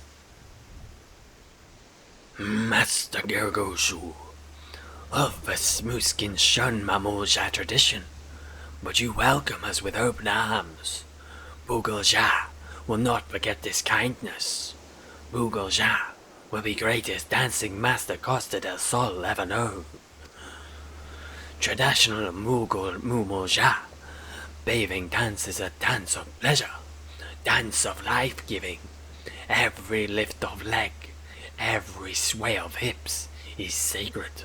When you dance, Mamulja, bathing dance, you must summon vitality from the very depths of your soul. Alright. Did you hear that, girls? I'm paying you good coin for this. Don't be shy up there. Yes, Master Gegoroshi. We have been waiting our whole lives for this chance. We will not let you down. Prepare yourselves. We begin. Ho-ja, ho-ja, Mamulja. Up hips, hips must sway. You can do it? Ho-ja, Mamulja. Up hips, hips must sway. Ho-ja, Mamulja is man like all men. Ho-ja, Oh, yeah, you are women like all women. What is he? Oh, brilliant, utterly brilliant. Now this is a dance to delight even the most mature and discerning of... What has happened? Where are you gone? Now where did everyone run off to? And you? Are you feeling quite alright? I do not understand, Master Gegarushu. Bugalja only danced as Master asked me to dance. Pay no mind to the actions of my servants. I suspect they were simply overwhelmed by the sheer wonder of this spectacle laid before them. 'Tis sadly a common plight with artists who are ahead of their time. That said, it is perhaps for the best that we, part ways. At least for the time being. Rest assured that you will receive full compensation for your services. As will you, Titan's Bane. Thank ye, thank ye. Oh, it's the Warrior's Quest. I was wondering what that was. I have a quest here. Me? Unthinkable. I think I've done all the side quests there. Yeah, this is one of the areas I've cleared out. I made quite a pretty good effort of clearing out all the side stuff in Realm Reborn.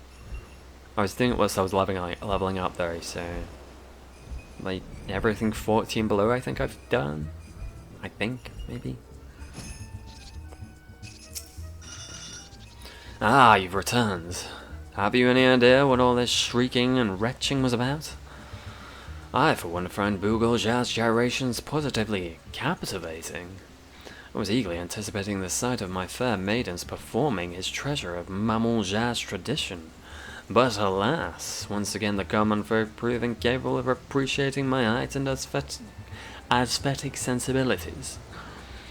And yet, while I am a lover of the fine arts, I am an even greater lover of coin. The highest form of art in the world means nothing to me without an audience. Well-paying audience. As such, I have made the most heart-rending decision to annul Master Bugolja's contract. Effective immediately. In return, I compensated him with a healthy sum. And a one-day pass to the springs at Bronze Lake. I don't foresee that being a problem, do you? No. No, definitely not. That said, the sheer unbridled passion that the Maman-Ja possess for the act of bathing is truly a sight to behold. Were only this passion shared by the average Eosian. Oh, what fortunes could be had! Indeed, indeed. Ooh.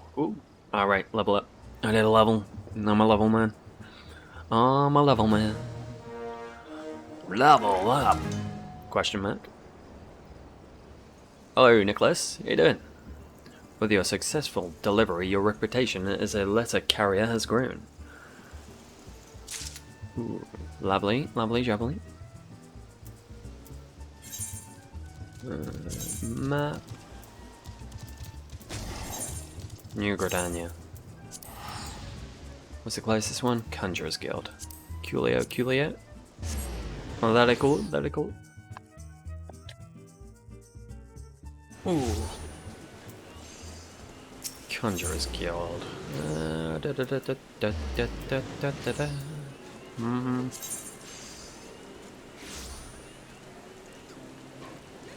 Relics. Let's have a look.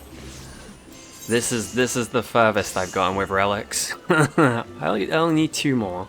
I do Crystal Tower raids 2 more, and I get to whatever the next thing is. And I've got all these bloody things. I feel your pain, that is to say. Ooh. Maybe I'll get around to it eventually. Which one are you working on? Conjurer's Guild. Did I start from ARR? Yeah, I started from ARR.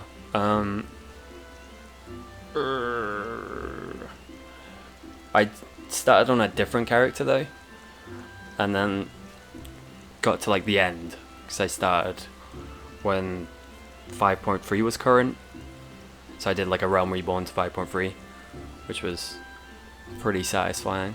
But where was I going with that? I finished that character and I was like, well, I kind of wish I had the thing that gives you more XP, because I didn't start on the server that gave you that. So I made another character on a different realm and boosted that one. So I had that so I could get bonus XP for leveling up the other jobs, which I put to some use, but not nearly as much as I should have. So technically I've got 2 characters. But yeah, this one was boosted.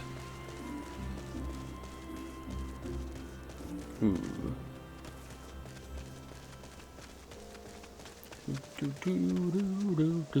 Oh, daddy. I like coming free. Samtara Deepcroft, Hark Mana, and now this. Vengeful spirits clutch and claw at the forest home.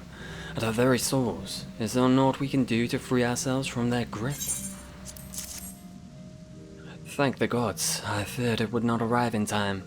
This is a comprehensive summary of void-sent sightings collected from across the realm, along with the latest theories on how to deal with potential cases of possession. A young man recently approached me, you see, fearing that he had fallen under the influence of baleful forces not of this world.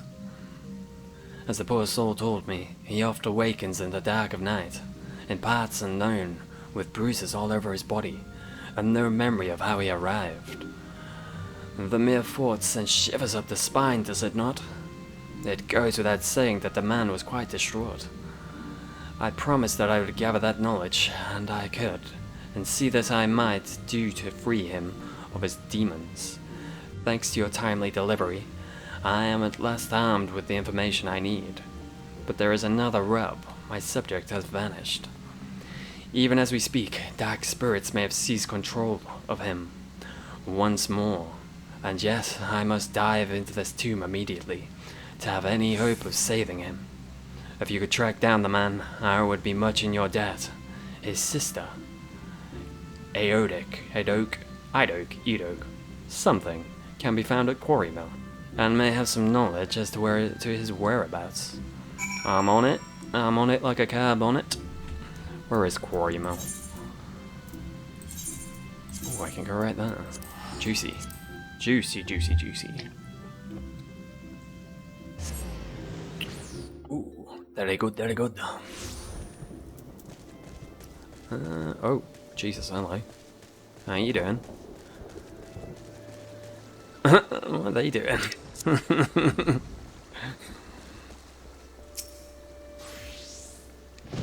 Breyer is searching for Svenny, you say? How odd. He left there bells ago, saying he would make straight for the Thane. No, this does not bode well. Perhaps he was summoned to work on the way. He makes his living at the Montui cellars, after all. And Master Imot can be quite the taskmaster. You might do well to ask around here. Doubtless you've already heard, but Svenny hasn't quite been himself of late. I do not want to believe that he would hurt anyone, but I urge you to be wary. You're at the Atma Fates point. I'll be honest, I don't know what that is. I imagine that's further along than I am. I know, like, for most of them I'm alright with them. I was wanting to do the Dragoon one, and I need to go and do all the Fates in bloody Ishgard and whatever to get those. Or do them in Boja. Like, I can't be asked doing that again. I've already done it twice. It's the beginning of the Zodiac Relic. Right, after... I can't see, one sec. Move where this is. Beginning of the Zodiac Relics right after Zenith. Oh, you're doing the Realm Reborn ones. Okay. I don't know if I've touched the Realm Reborn ones. I like started Eureka and then done nothing with it. I don't think I've started the Heavens Ward ones. Oh, I've only done the Shadowbringers ones. That would explain why I don't. I don't know what that is. Ooh. One day I'll go back and do this, but not this day. That feels like a kind of thing I'd go back and do, like, after Endwalker's come out and I'm out of things to do. Looking for Spen, you say? Afraid I can't help you there. He hasn't come around here yet today. It's expensive to start the Shadowbringers one or the Stormblood. The Shadowbringers one you can just start it. As long as you're like level 18, you've done the MSQ, you can just go to, just start the quest and they give you like the base weapon. Getting the resources for them though can take quite a while. That's quite time consuming. Looking for Spen, you say? Afraid I can't help you there. Hasn't come around here yet today. I don't know about the Stormblood one though. I barely started it. I've heard that Eureka's quite lengthy, but I'm not sure. Possessed? I'll believe it when I see it. Like as not, his disappearance has more to do with 30 casks of Montoy beans. We need to haul up from the cellars today. Alrighty. Spen's gone missing again. The lad's worked hard for us, but I can't deny his attendance has been somewhat erratic. I fear that if he does not get his act together soon, I may have no choice but to let him go. That said, his shift began only minutes ago. I will give him the benefit of the doubt, and trust that he is making his way here as we speak. Yeah, the Shadowbringers ones are like an easy way to just get a really good weapon straight away. What's this other one? Are you in here? Did I miss you? Oh, that doesn't open. The more you know. Maybe you're through here. You are not. I guess you're outside. Cheeky.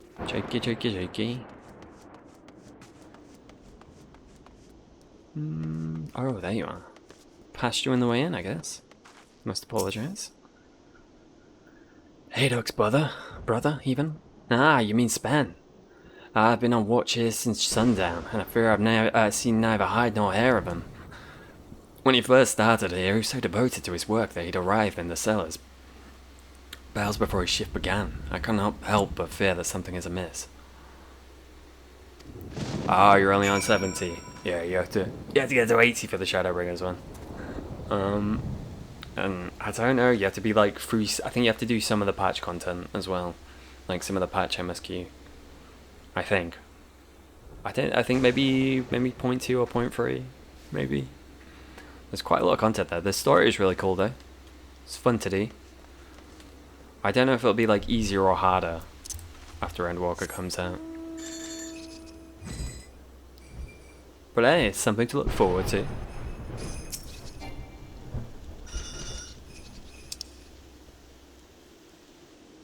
Yeah, ba-doo, ba-da-boom, ba-da-boom. Ooh, come on.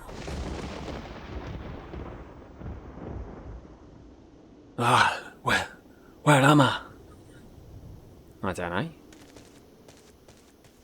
Hello, sir. Spen? Why, yes. That is my name. Beg your pardon, my lord. But have we met somewhere? I don't know. Dear me. I've done it again, haven't I? My sister, my colleagues, Breya, and even you. Oh, who I have only just met. I owe you my most profound apologies. As Breya doubtless told you, it seems that I've fallen prey to forces most sinister. They strike without warning in the black of night, seizing my limbs, inhabiting my mind, rendering me naught but a puppet to carry out their dark designs. Good morning, I waken, broken and bruised and beaten, with no memory of the horrors I have committed. Oh, guardians of the forest, pray take mercy on me soul. You're a werewolf. If you're looking for mercy, you're begging up the wrong tree. You shite-ass, two-faced, swirl-sodden lump of goboo dung. Oh, it's this boy. Pay no heed to that man's sob stories. The only sinister force that he's got in him is in his clutches is old Buskern's mead. 1,396 gil spent. That'll cover food, drink, and healing fees for the poor sod whose arm you're near twisted off. Master Buskern?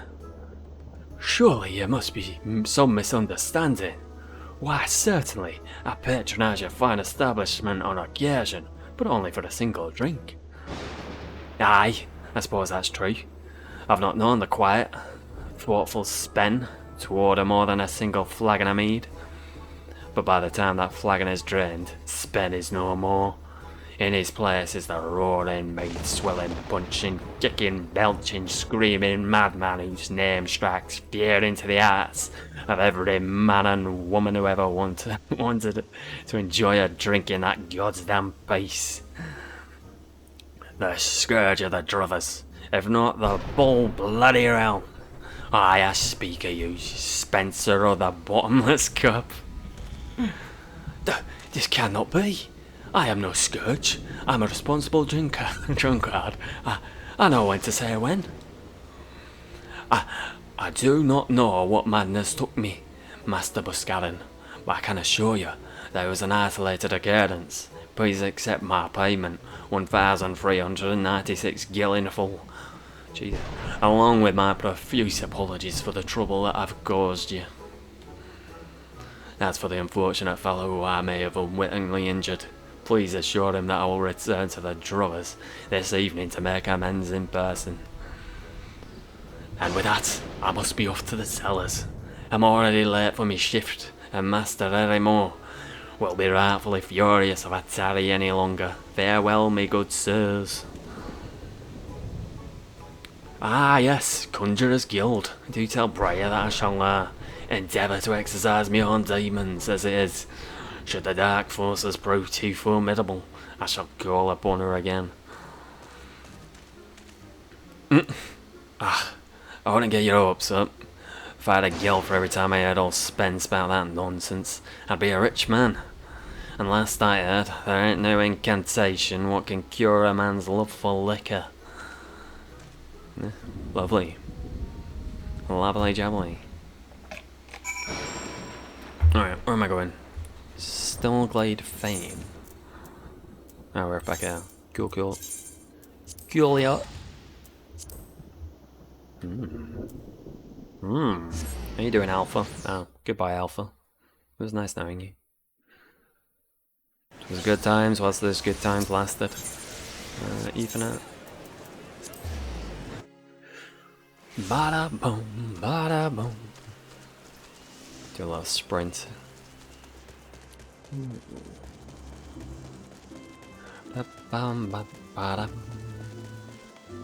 Ooh. Come here. I have returned.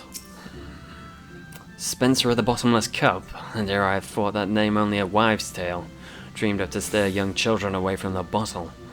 I must confess, I am somewhat relieved to discover that the spirits that plagued the man were a more worldly sort, though that is small solace to the poor souls who must suffer his mead-induced wrath.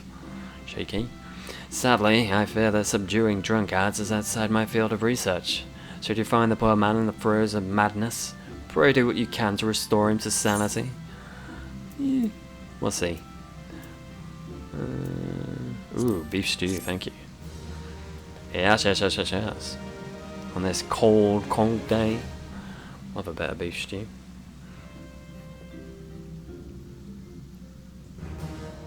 Hey, we have victory. With your successful delivery, your reputation as a letter carrier has grown. Yay. Alright. We'll return to Limsa real quick, and then I'm gonna, in fact I'll even gonna AFK for a moment, or BRB as it were. Gonna have a pee, change my camera battery because it's about to die. It's the main reason. Ooh, I'm gonna put some candles on, get a proper light on. Ooh, it's all happening, it's all kicking off. Right, be back in a momento. Enjoy!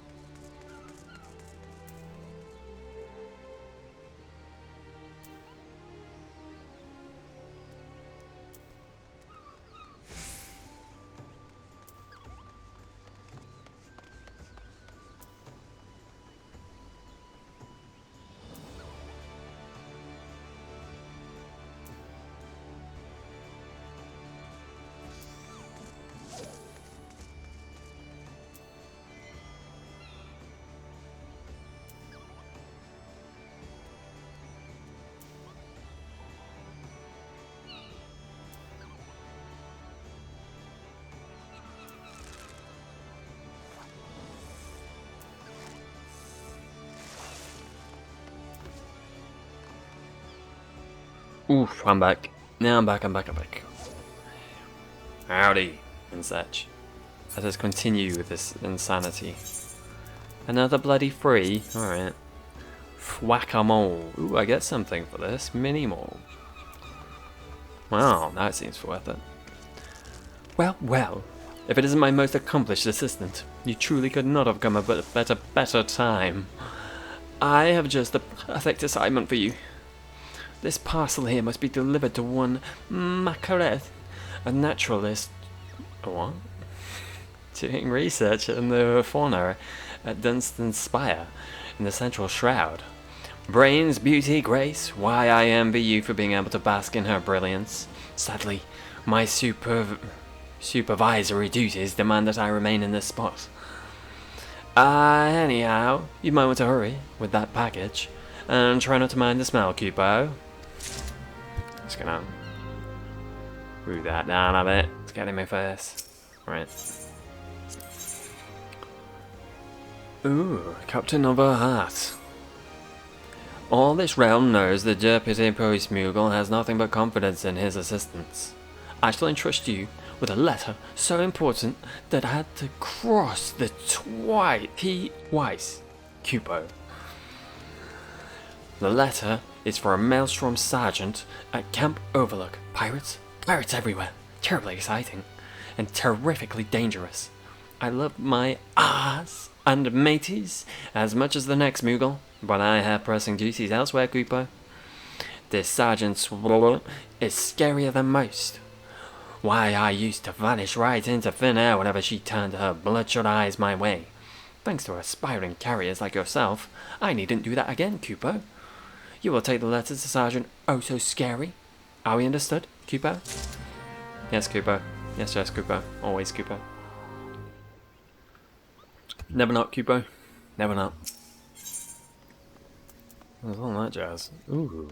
You know what? That will come in handy. Howdy. Sorry. If it isn't my favourite assistant, Cupo. Brace yourself, for today I have a task for you that will have all the fair maidens in Gridania green with envy. This letter in my paw is addressed to none other than Homunsuli. That's someone. You are familiar with Homunsuli, yes? The travelling troupe of troubadours or something, renowned for stirring the deeds of passion all the realm over. Ever since their recent performance in Gridania, their popularity has gone through the roof, Cupo. Why, I've handled hundreds of fan letters, and the past fortnight alone. Cupo? Oh. This particular Epstein appears to be a former trader in Uldar. A matter of business, mayhap. All the more reason that it must be delivered to Gridania without haste. You will find the band and its leader, Augustino, rehearsing for the next performance at the Great Lone Growery. Love a bit of a growery? Growly? Nobody knows. People pretend they know. They say they know. But the truth of the reality of the fact of the instant, of the time, is that they don't know. Nobody knows. That's the truth. Yep. No lies. I wouldn't lie. It's in my nature to lie, but I wouldn't do it.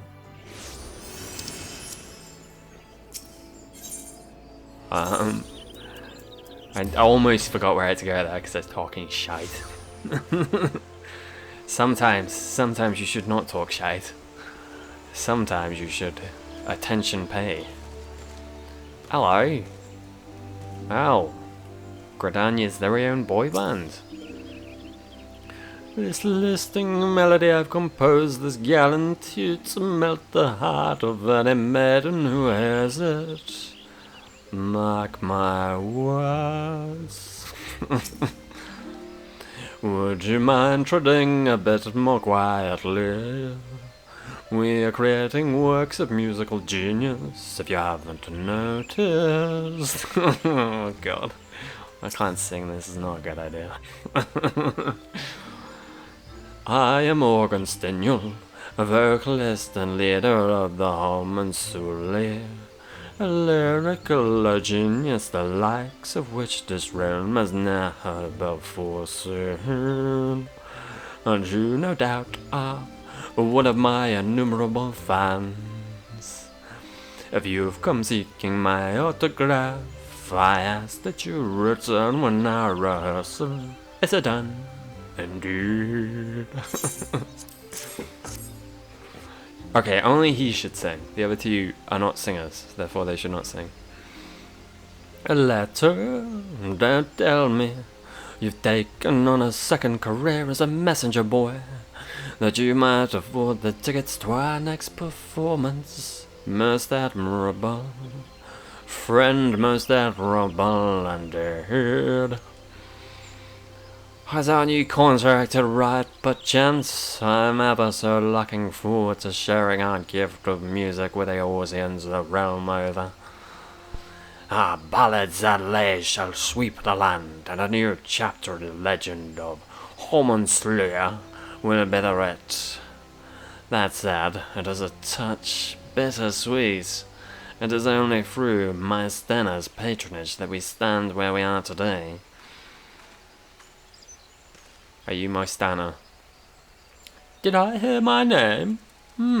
What can I do for you today, Organstill? Looking to procure a new gear for your next performance, mayhap?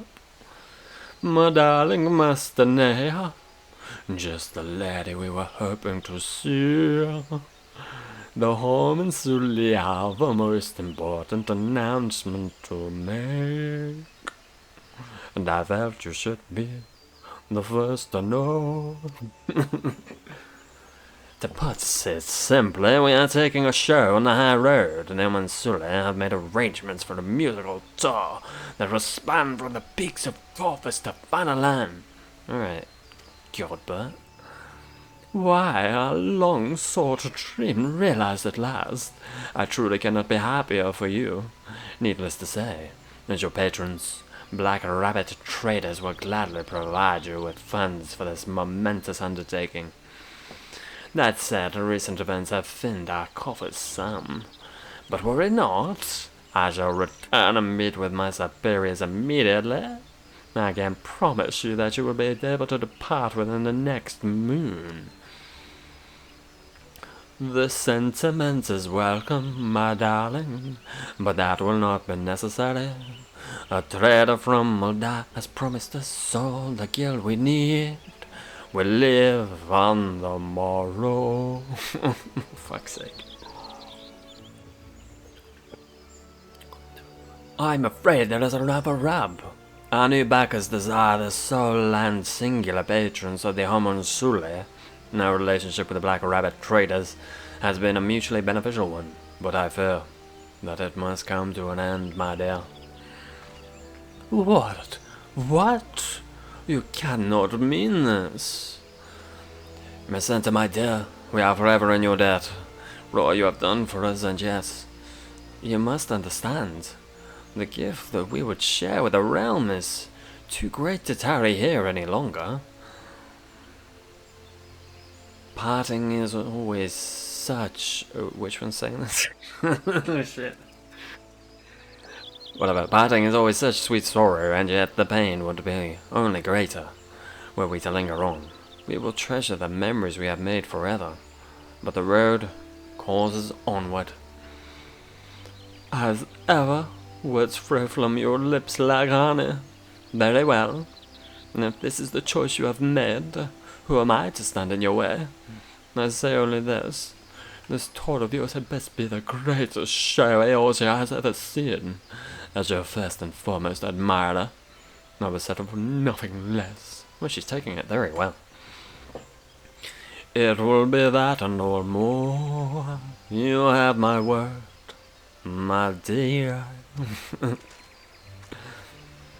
Adventurer, I would have a word with you. Meet me beneath the bridge by the Leatherworkers Guild, and speak to no one of our conversation. I wouldn't dream of it. Would not dream of it, my dear. My lad. How far away is that? Quite far, as it turns out. Leatherworkers Guild, yep. She did say that. Those were the words that uttered her mouth. I just did not notice until it was too late.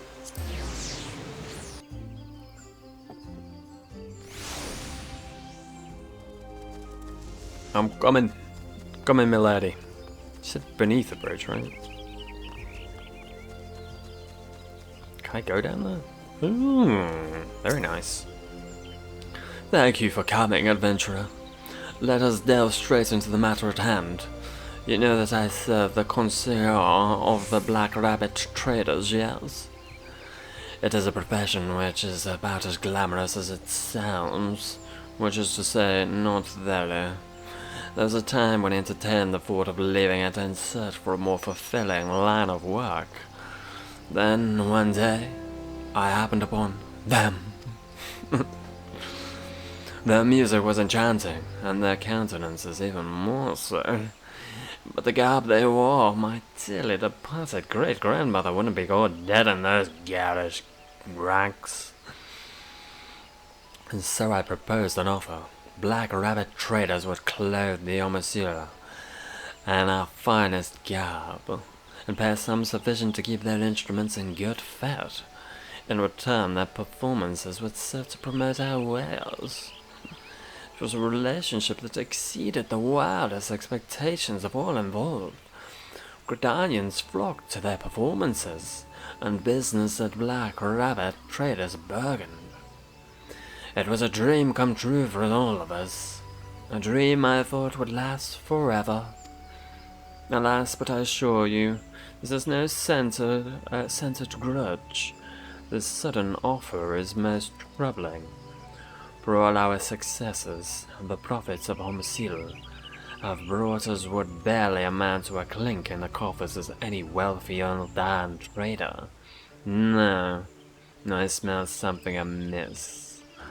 I would ask you your expertise in investigating the matter. Walk the markets of Gridania, and listen to the word on the street.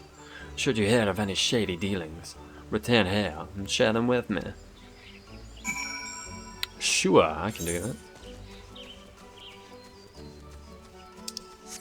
This is within my capabilities, my lady. Oh, I can't get up there. Shit. Who are you? Hello. Just having a nice little relax in the shade. I like it. Well thought out. Indeed, indeed. Excuse me, camera freak. And such. Hello. Excuse me, has anybody heard of a thing that I'm supposed to be asking you about? What? Hello? Hello? Anybody? Anybody? Oh, mister. Any news? Do you take Passimodo, master of the markets, for a common rumour monger? And to compound the insult, you come bearing not even a single ill pie. Oh, very well. I shall deign to answer, if for no other reason than you seem unlike to leave my sight until I do. Now to talk about the markets late has been of the attacks on the Black Rabbit supply wagons.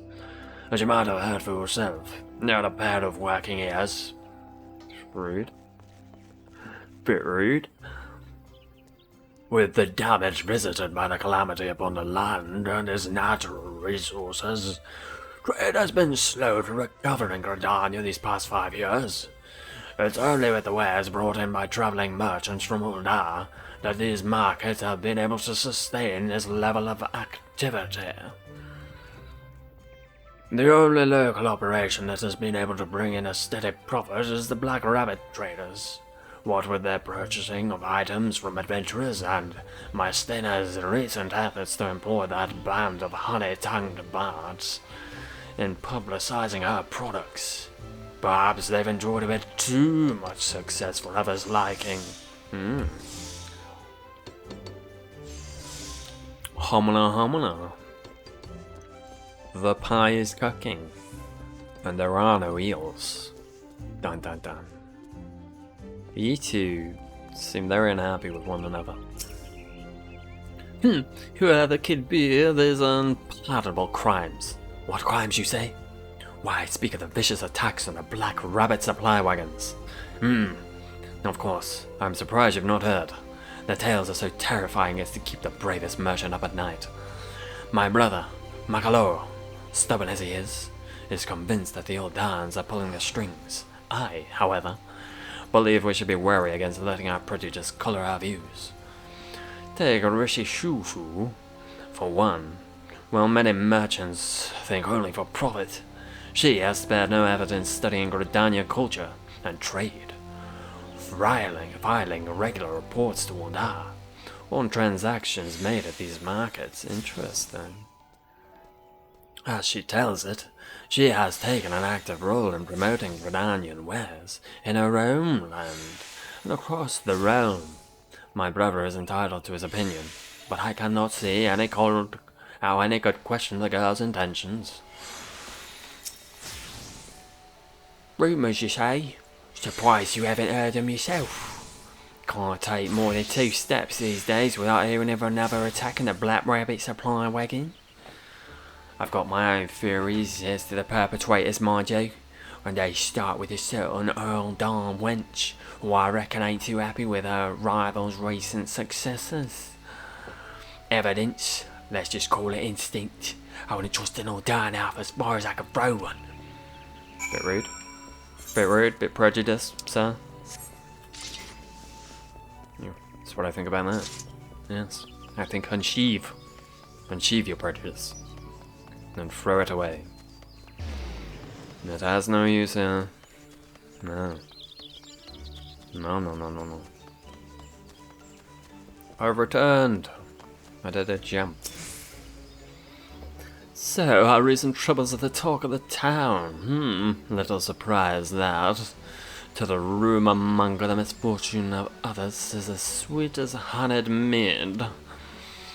I must say, this news that Rishiushu is monitoring transactions at our markets is somewhat concerning. While I have no desire to race to conclusions, I believe caution is in order. There's more. While presenting herself as an independent merchant, I have reason to believe she procures a sizable portion of her stocks through the Belly Trading Company. Perhaps the name is unfamiliar to you. It is most often had in connection with all manner of ill rumors, dealings in stolen goods, swindling unsuspecting customers, and so on and so forth. Under normal circumstances, I'd want nothing to do with this band of thieves. But if they've yet set their sights on my honey-tongued homunculi, I simply refuse to turn a blind eye. Fortunately, I have an idea. I've prepared a certain document that should pique Rishushu's interest. I would ask you to deliver it to her, and keep her distracted. I will take care of the rest. See that you do. See that you do. Yep. Going back over here, am I? I will do that. Yep. I have no counter. There will be no naysaying. Oh, no naysaying. Not on my adventure. Well, except that for the naysaying which I do. I, as in me. Can I sit on this? Will it not work if I do that? No. Okay. Sit. Oh, hi. Why didn't that work? Ignore me. Ignore me. I didn't do anything. That's embarrassing. I give up. I'm running. I'm running in shame. Fuck. Ooh. Mezzanetta. The old Gridanian. I've met him in time. Who understands how to do business. Whatever brings her to... Yes, what can I do for you? I have a thing for you. Do you like things? I hope you do, because I got one for you. 1 second.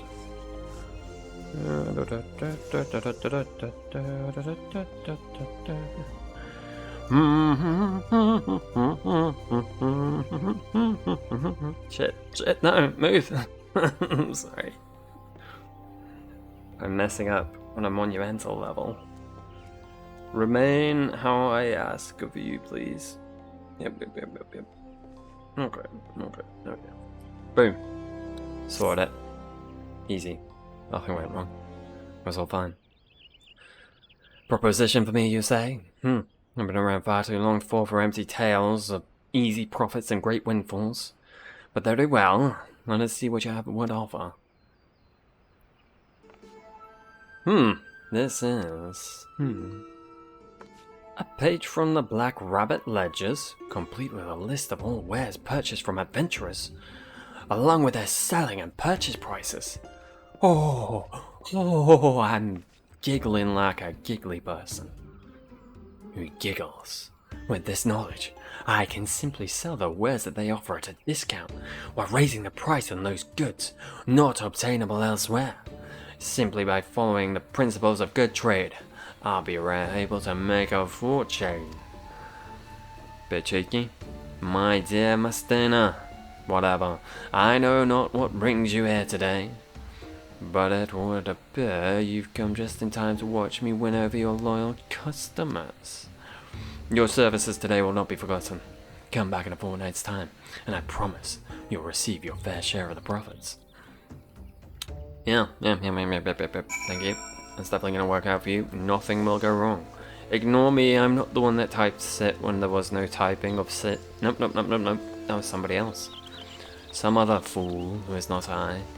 I guess I can't type stuff while I've got this on. Shit. Type emotes, I can type stuff. But not emotes. I have to actually use them. One drawback we've found, I guess. Also, I miss having the menu on the bottom left. I cannot thank you enough. With your aid, the first step of my plan has been carried out to perfection. Now, my visitor should be arriving any moment. Oh, Sim was wandering around over there. Her hand was very, very close to where it should not be. Naughty. Yes, thank you. As promised, here is your payment in full. Or was that the payment? Okay. What's that look for your friend? A smart businesswoman knows how to use all of her resources. Do you understand what I mean? No? The fellow who just departed was one of Rishushu's underlings. I asked him to search his mistress's stall for 2 documents. The first one, which my new friend has dutifully delivered, is a contact with Homon Sule. As I suspected, Rishu aims to steal our profits, and seeks to accomplish this first and foremost by luring our exclusive band of bards away from us. The other document I acquired is a page from the latest report sent by Rishu to Uldar. Note that the red mark along our major trading thoroughfare. Assuming that Rishu's associates at the Bat Trading Company are in possession of the same document, I suspect that the next attack on our supply caravan will strike right there, in the central shard, due southwest from the White Wolf Gate, Merci. Such brazen attacks of banditry cannot be permitted, yes? Beg of you, adventurer, hurry into the woods, and give the would-be ambushers the drubbing they deserve. Should you find any evidence of a connection to those blackguards at Belly, deliver it to me at my place of business at the Knot. If we do not act quickly, my sweet-tongued fair-haired beauties will be lost to Gridania forever. And we can't have that. That would just be the absolute worst. Alright, where am I going? White Wolf Gate. You're a White Wolf Gate. Is there a ether thingy to go there? I'm not sure if they have them in this zone. We'll check before I do anything. I'm not sure they have the ones that take you outside. White Wolf Gate. There is but one way to find out. I was like, wow. Yeah. Very nice. Very nice, very nice. Much appreciated.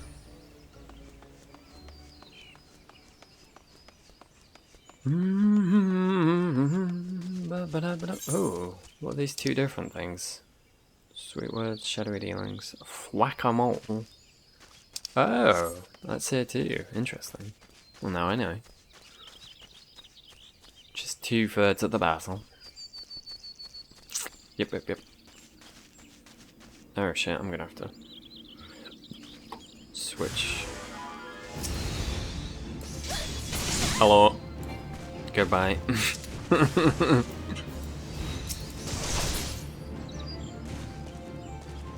Sorry, I may outlevel you somewhat. Whoops-a-daisy. Oh, where's the knot? Fucking Gradania. I'm gonna do the lazy thing and just do that. To Gradania.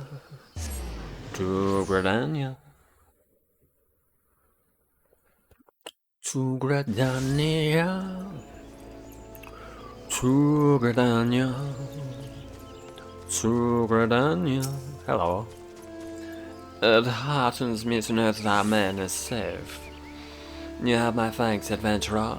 Pray tell, were you able to find any evidence of the connection to those rogues at the bar? Apparently so. Just as I suspected. It began as mere speculation, but I dare say we've built ourselves a most convincing case. Yes, everything has come together. Reports on the flow of goods at the market found their way to the scoundrels at Ballet, who, seizing upon the chance for a quick profit, orchestrated the attacks on our suppliers. The stolen wares were hauled back to Bauch, and then sold. I lost my voice. For a pittance to With the goods now in high demand, she raised her prices, doubtless funneling a portion of the ample profits back into the bar coffers. To add insult to injury, they were poised to use their ill-gotten gains, along with the timely troubles of black rabbit traders, to lure precious homunculi away from me. Why, it's a plan so brilliant I wish I'd come up with it myself. But thanks to you, friend, it's a plan that has now spectacularly been foiled. Augustine Till and the others came by just moments ago to say farewell. If we hurry, we can catch them before they depart. We must make for the airship, landing without delay. I have a good account that Rishu will be in attendance to see them off. Let us show the evidence of these twisted deals in her self-satisfied little face. Don't mind if I do. Although the little thing seems a bit rude. Don't have to point out that she's little. Kind of rude. Yeah. Yep.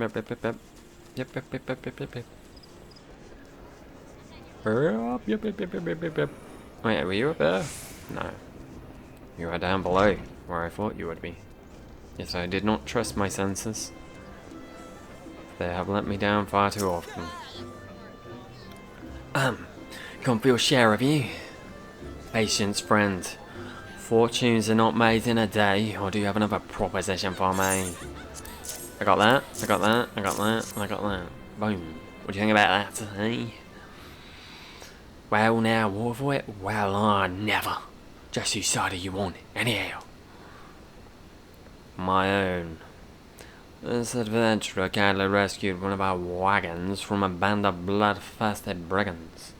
Brigands who just happened to be in the possession of the bill you now see. Meanwhile, I have managed to get into the possession of detailed reports on our trading activities, signed in your name and addressed to the Ballet Trading Company. Quite the coincidence, wouldn't you say? Oh shit. Ladies, please. This big ring becomes your beautiful features. Did you say you would donate your share of the profits to see black rabbit traders through their recent plight? Brigands? What nonsense is this? Any reports I made to Ulda were simply in the interest of fostering trade. That my contacts at Ballet would use them to such ill ends is it's unthinkable. Well, given the reputation, perhaps not entirely so. I suspected as much. Let me guess, you had your misgivings, but couldn't let your conscience get in the way when there were fortunes to be had. So you catch your lot in with Ballet, covered your eyes and ears, and hope for the best. Ignorance to your complicity is no excuse, I hear the wood whalers and God Quiver are taking particularly severe measures regarding the sale of stolen and poached goods in light of recent events. A word or two from me and you'll spend the night in the comfort of your very own jowl cell. That's it. I might still be persuaded to look the other way, provided we can come to an agreement. My darling, speaking as an almost victim of these shady schemes, I dare say Miss Risha should not go unpunished. Then again, one might argue it might be an equal crime to imprison such a comely lass. Dude, she's a toddler. Stop it. Several ties with Ballet Trading Company at once, and promise me you'll never lay so much as a finger on my precious homicide again. These are my conditions.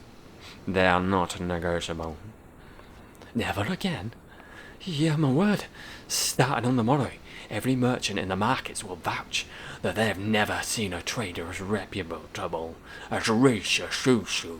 Stop repeating my name at the end of it and shit, and it's getting really on my nerves. There's no putting anything past you, my dear. Now is there? Brilliant and beautiful. Oh, there's a last worthy of song. Says he who is ready to bolt for the desert at the call of the highest bidder. Consider yourself fortunate that when it comes to business, I can hold my own. With anyone in Ulda or the realm, for that matter. With the help of a few good friends, that is. I. Bold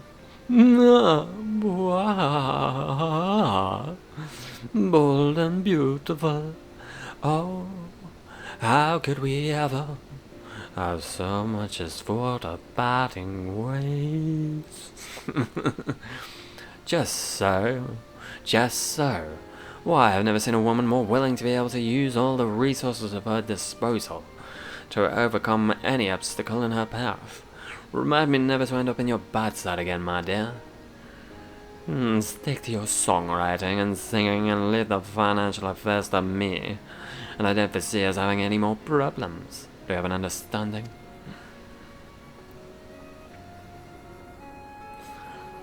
Oh, we do. Most certainly we do. Miss Thea, my dear, you're a veritable sheer force of nature. I cannot imagine any who dare stand in your way. What's this? I'll be watching your future performances and our ledgers with great interest.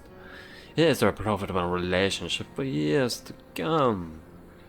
And if not... Sorry.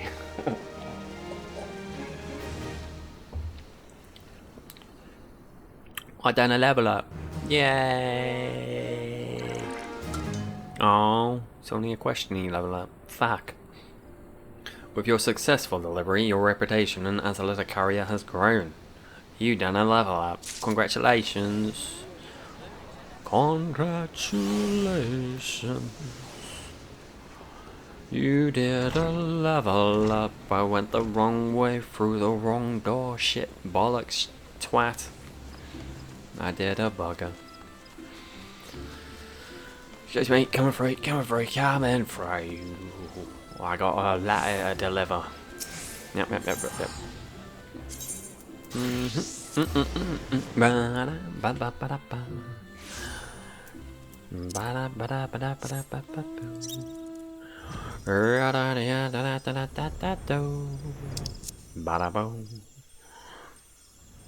Hello. Hello, I've returned from the Netherworld. You there. Research Assistant 62. Oh, fucking hell, not you. Was it 26? Bah. Who even cares what your number is? You're late. Late. Hand over my package at once. I have not missed you, my lady. Yes, come to me. My, what in the seven hells is this, apricot? This is your idea of a joke. My next experiment will be to measure how many lightning spikes can fit up your worthless ass. Not many. Turns out, not many. It's a hooray, Professor, with a silence, Halfty Toe. You should fall to your knees and thank the 12 that I deign to address you by any name at all. Now answer me. What in the name of Nothinger's teats am I supposed to do with this rubbish? But I swear, Professor, I placed the order exactly as... This is raw mole meat, Hololone. I asked for live mole. Living. As in what you won't be doing when I'm through with you. Yeesh. Yeah, research assistant number 1832. Time to prove that you're the only one around here with worth your weight in gobble droppings. Bit rude. My current research project is a study of the behavior of these troublesome talbots, moles, as a layman such as yourself would say. You need not concern yourself with the specifics of my research, which would be far beyond your feeble mind. You need only know that I require one live mole pup. And I require it now. The blank stare on your face tells me that you lack even the common knowledge that the royal plantations of Uldar are known to be infested with the filthy creatures. That any half-wit botanist who works there could educate you as to how to capture one. Am I not making myself clear, Research Assistant 77? You, the royal plantations, a live mole pup, to me, now. What an asshole. What a fucking asshole. Why did I come to you? It gotta be this one, right? Yeah. I regret helping you. Bastard.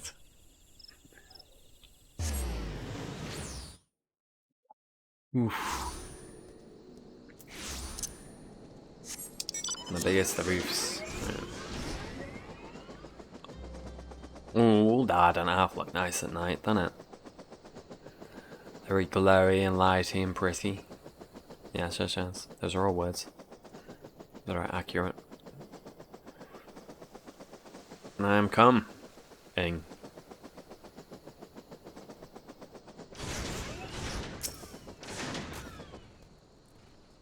Ooh, looking to nab yourself a mole, are you? You lay no argument from me, cute little buggers. But leave them to their own devices and they're more than happy to eat us out of house and home. Fortunately, they're more belly than brains. Simple enough to snag one if you have the right toes. First of all, you're going to want to set this bundle of weeds atop one of the mole holes. Then take this flint stone and set the weeds aflame.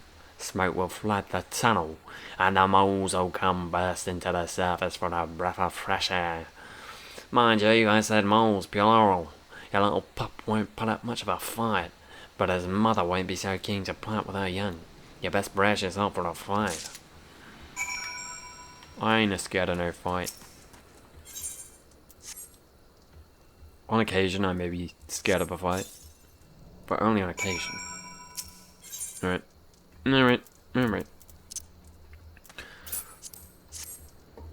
I probably really don't need to switch. Probably just gonna die in one hit again. Oh, I'm so sorry. I'm so sorry. Look at hello, little mole. I can't. Do you not have eyes? I'm so sorry. I'm so sorry for your loss. Of eyesight. What's love got to do? So where's this one? Lanacia. Right. Simple enough, simple enough. What's love got to do? Got to do with that bye-bye. Probably shouldn't sing actual songs, should I? Or attempt to, more accurate. Hello, I've returned, unfortunately. Research assistant, whatever your number was, I swear to the gods, if you come back empty-handed, I'll use you for my next research specimen. I got it, it's alright, it's all cool.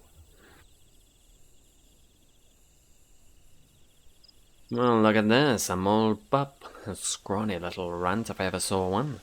But what can I say, my experience with certain research assistants has left me with a soft spot for half-wits, monsters, and ugly things. What? How dare you? Don't worry, my misshapen beauty. I'll be very gentle. Apricot, you'd best be taking notes. Jesus! No!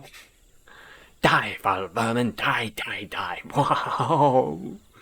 You jerk. Professor, what are you doing to that poor beast? No! No, that's cruel. Jesus, no, that's it. To the seventh hell with you, I say. Why? In Norfolk's name, Professor, have mercy. Is she having mercy? Oh, he does have little eyes. And once again, my hypothesis proves true. Have you ever found it strange that despite spending the better part of their lives in tunnels beneath the soil, most possess unusually large eyes? I can't see the bloody things barely. Of course you haven't, because you possess the mental faculties of a dimmer-than-average dormouse. But that doesn't matter. What matters is that I have. My self-styled teacher, Atalu, posted that their eyes grew larger, and that they might be better see their prey in pure darkness. But I thought, no, I knew different. I've realized that their eyes, regardless of their size, were nigh useless, that they did not see, but rather felt the vibrations around them to identify their potential prey and foes.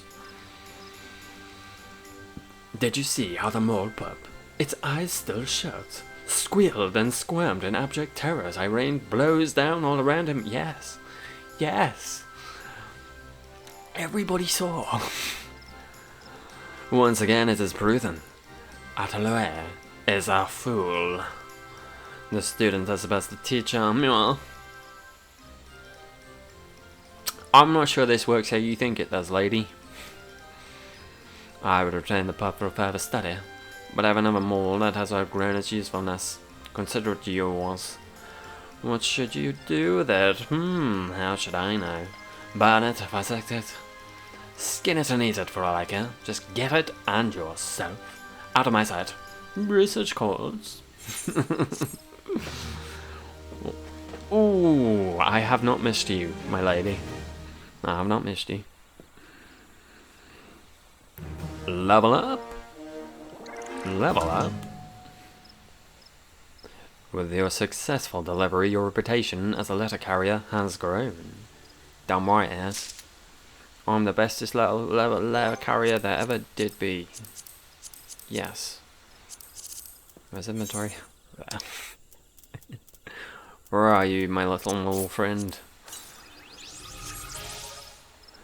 There we go. Alright. Do this last one. Camp Overlook. Lovely. Lovely jubbly. And jubbly lovely. Wet my whistle, baby. Or don't. Please don't. Aye. Delivery? Is that what they call it now? Sweet thing. Our letter, eh? Thanks. Useful things. Better than Kramer's rum are putting me to sleep. Give it here. Yes, madame. No, thank you. You're taking up farming. Curse you, matey. Your goddamn letter. Rip it off. Water. And piss on it. See if something grows. Alright. Farming, he says. Farming. He chooses over the red swallows. God damn him and his shrinking violet balls. Now, where are my manners? Left them on land when I got to sea. Come back and the swithing things hadn't waited a fortnight before going off with someone else. I got reasons to take the news hard. Treacle tart. We don't got enough men, or women, mind you. Not going to recruit just anybody though. We'd be in the meanest, nail-chewingest levy in the whole damn maelstrom. No offence and all, but we ain't interested in sugar school like that one atop your shoulders. How dare you? So, out came the paper and ink, and out went them letters. To likely roughnecks waited what retired to private airing. And not, by the way, the scaffold, no. And more, no. There was less but one. As for that last one, the bloodthirsty bitch should have been here long before now. Set out from the mill to bring some lumber to the camp, and another salt hound, they said. Sweet face or no, you got land sense, you do. Aye. Does a good turn, eh? I'll wager the miniature. The Minotaur Marauder ran into a spot of trouble out near your floating settee. Help him out, and I may still feeling grateful that. Those are definitely words that came out of my mouth. I don't know that any of them were the right words, but they were words. Yo, I've come to parley with my weapon. Now I've got you. Hello. Sorry, I must one-shot you. Tell Gabu I said hello.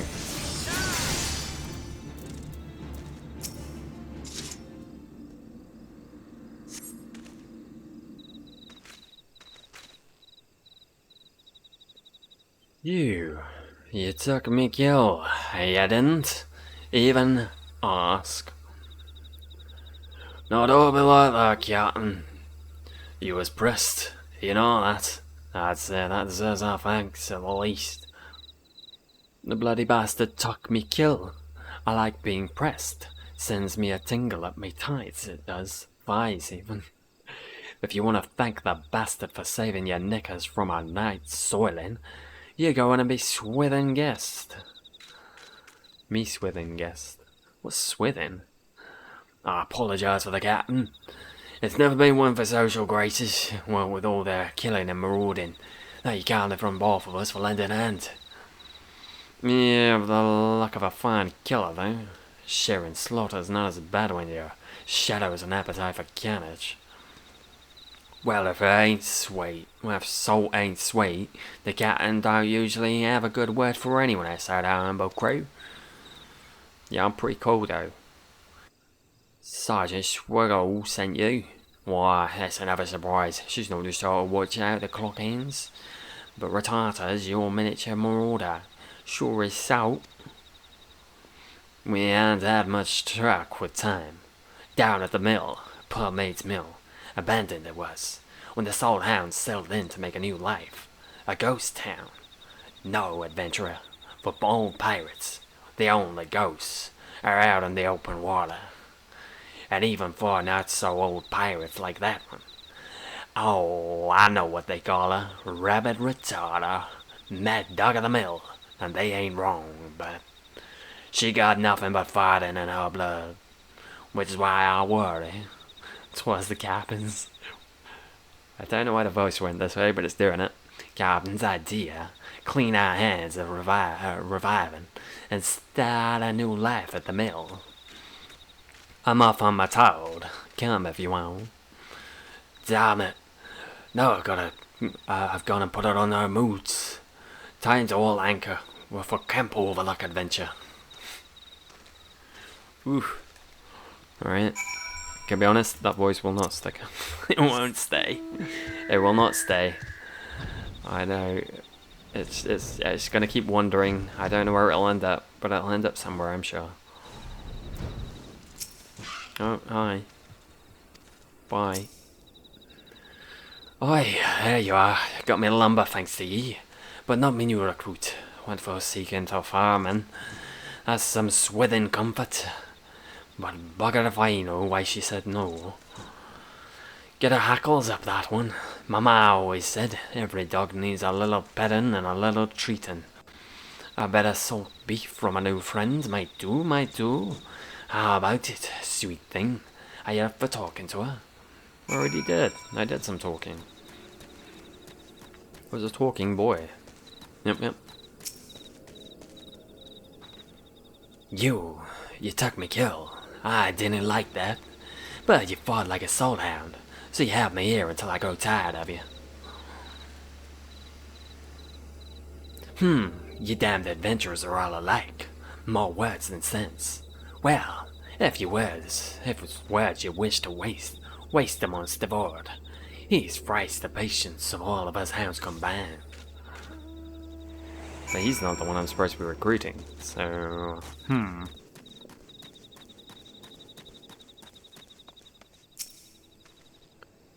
Not interested, eh? Think well of her, if you can. The captain is what made her. Not like is not like. Mama got her crest stove in boarding a merchantman. And the very next moon, what does her papa do but make a right mess of the steps of some rascal? And she but a swaddling babe, born on a pirate ship, raised up by pirates, weren't no life for a child. I can still see her toddling along the gun deck, or swinging her wee axe with a blunt edge. Didn't say blunt for long, and never another child to play with. We should have put her ashore for fostering, but we ain't the heart to do. Got nothing but maraudering in our veins, aye.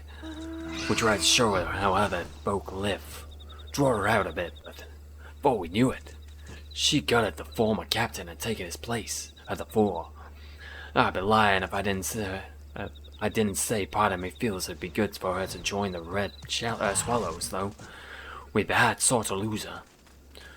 She'll have her battles, make boon companions. She'd be a swallow instead of a dog. As for us, we'll find ourselves a new captain. We always do. You wasn't scared of her Tyler the way most are. That's why she liked you. I know it. Can't you talk to her again? You'll find another floating city. She likes the air there. And the prey. Sounds good to me. Oh yeah, very good. Don't you beep at me, game. How dare you? How dare you beep? I'm not to be beeped at.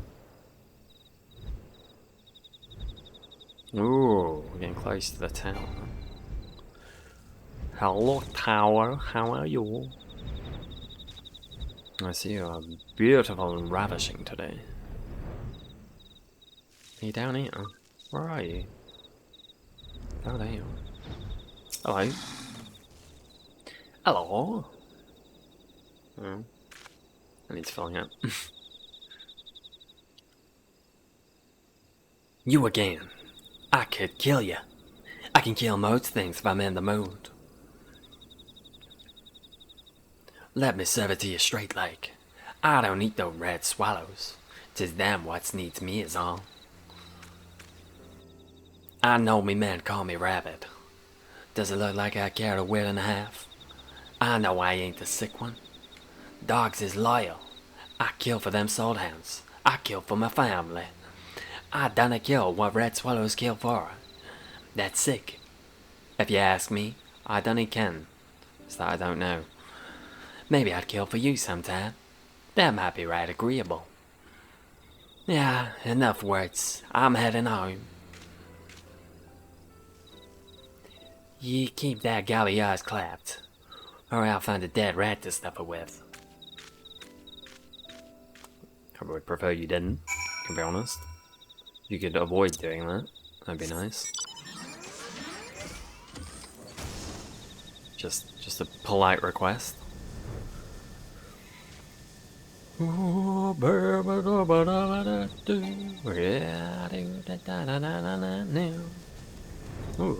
for it. Lovely. Jubbly. Bubbly bubbly.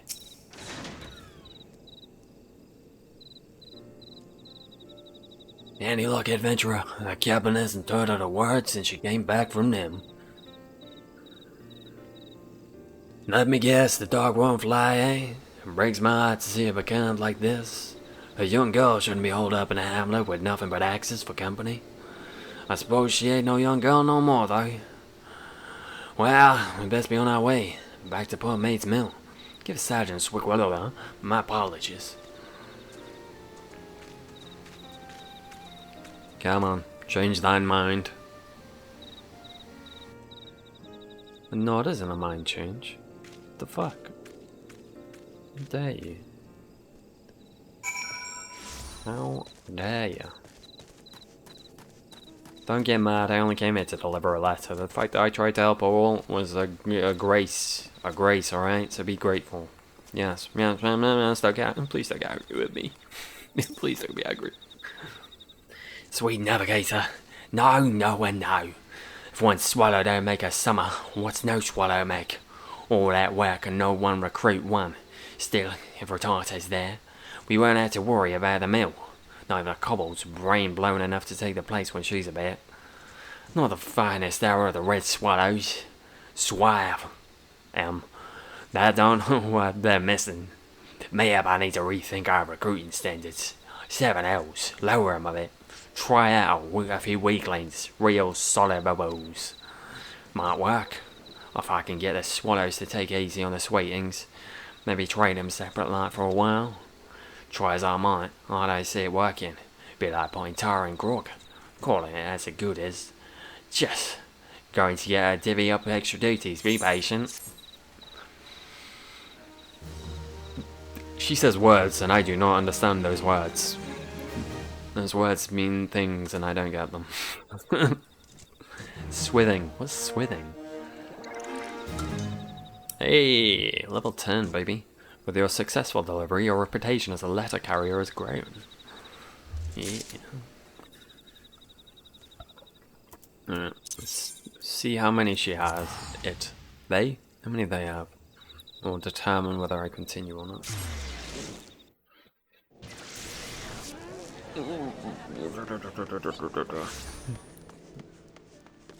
Hello, how many quests you got? 2.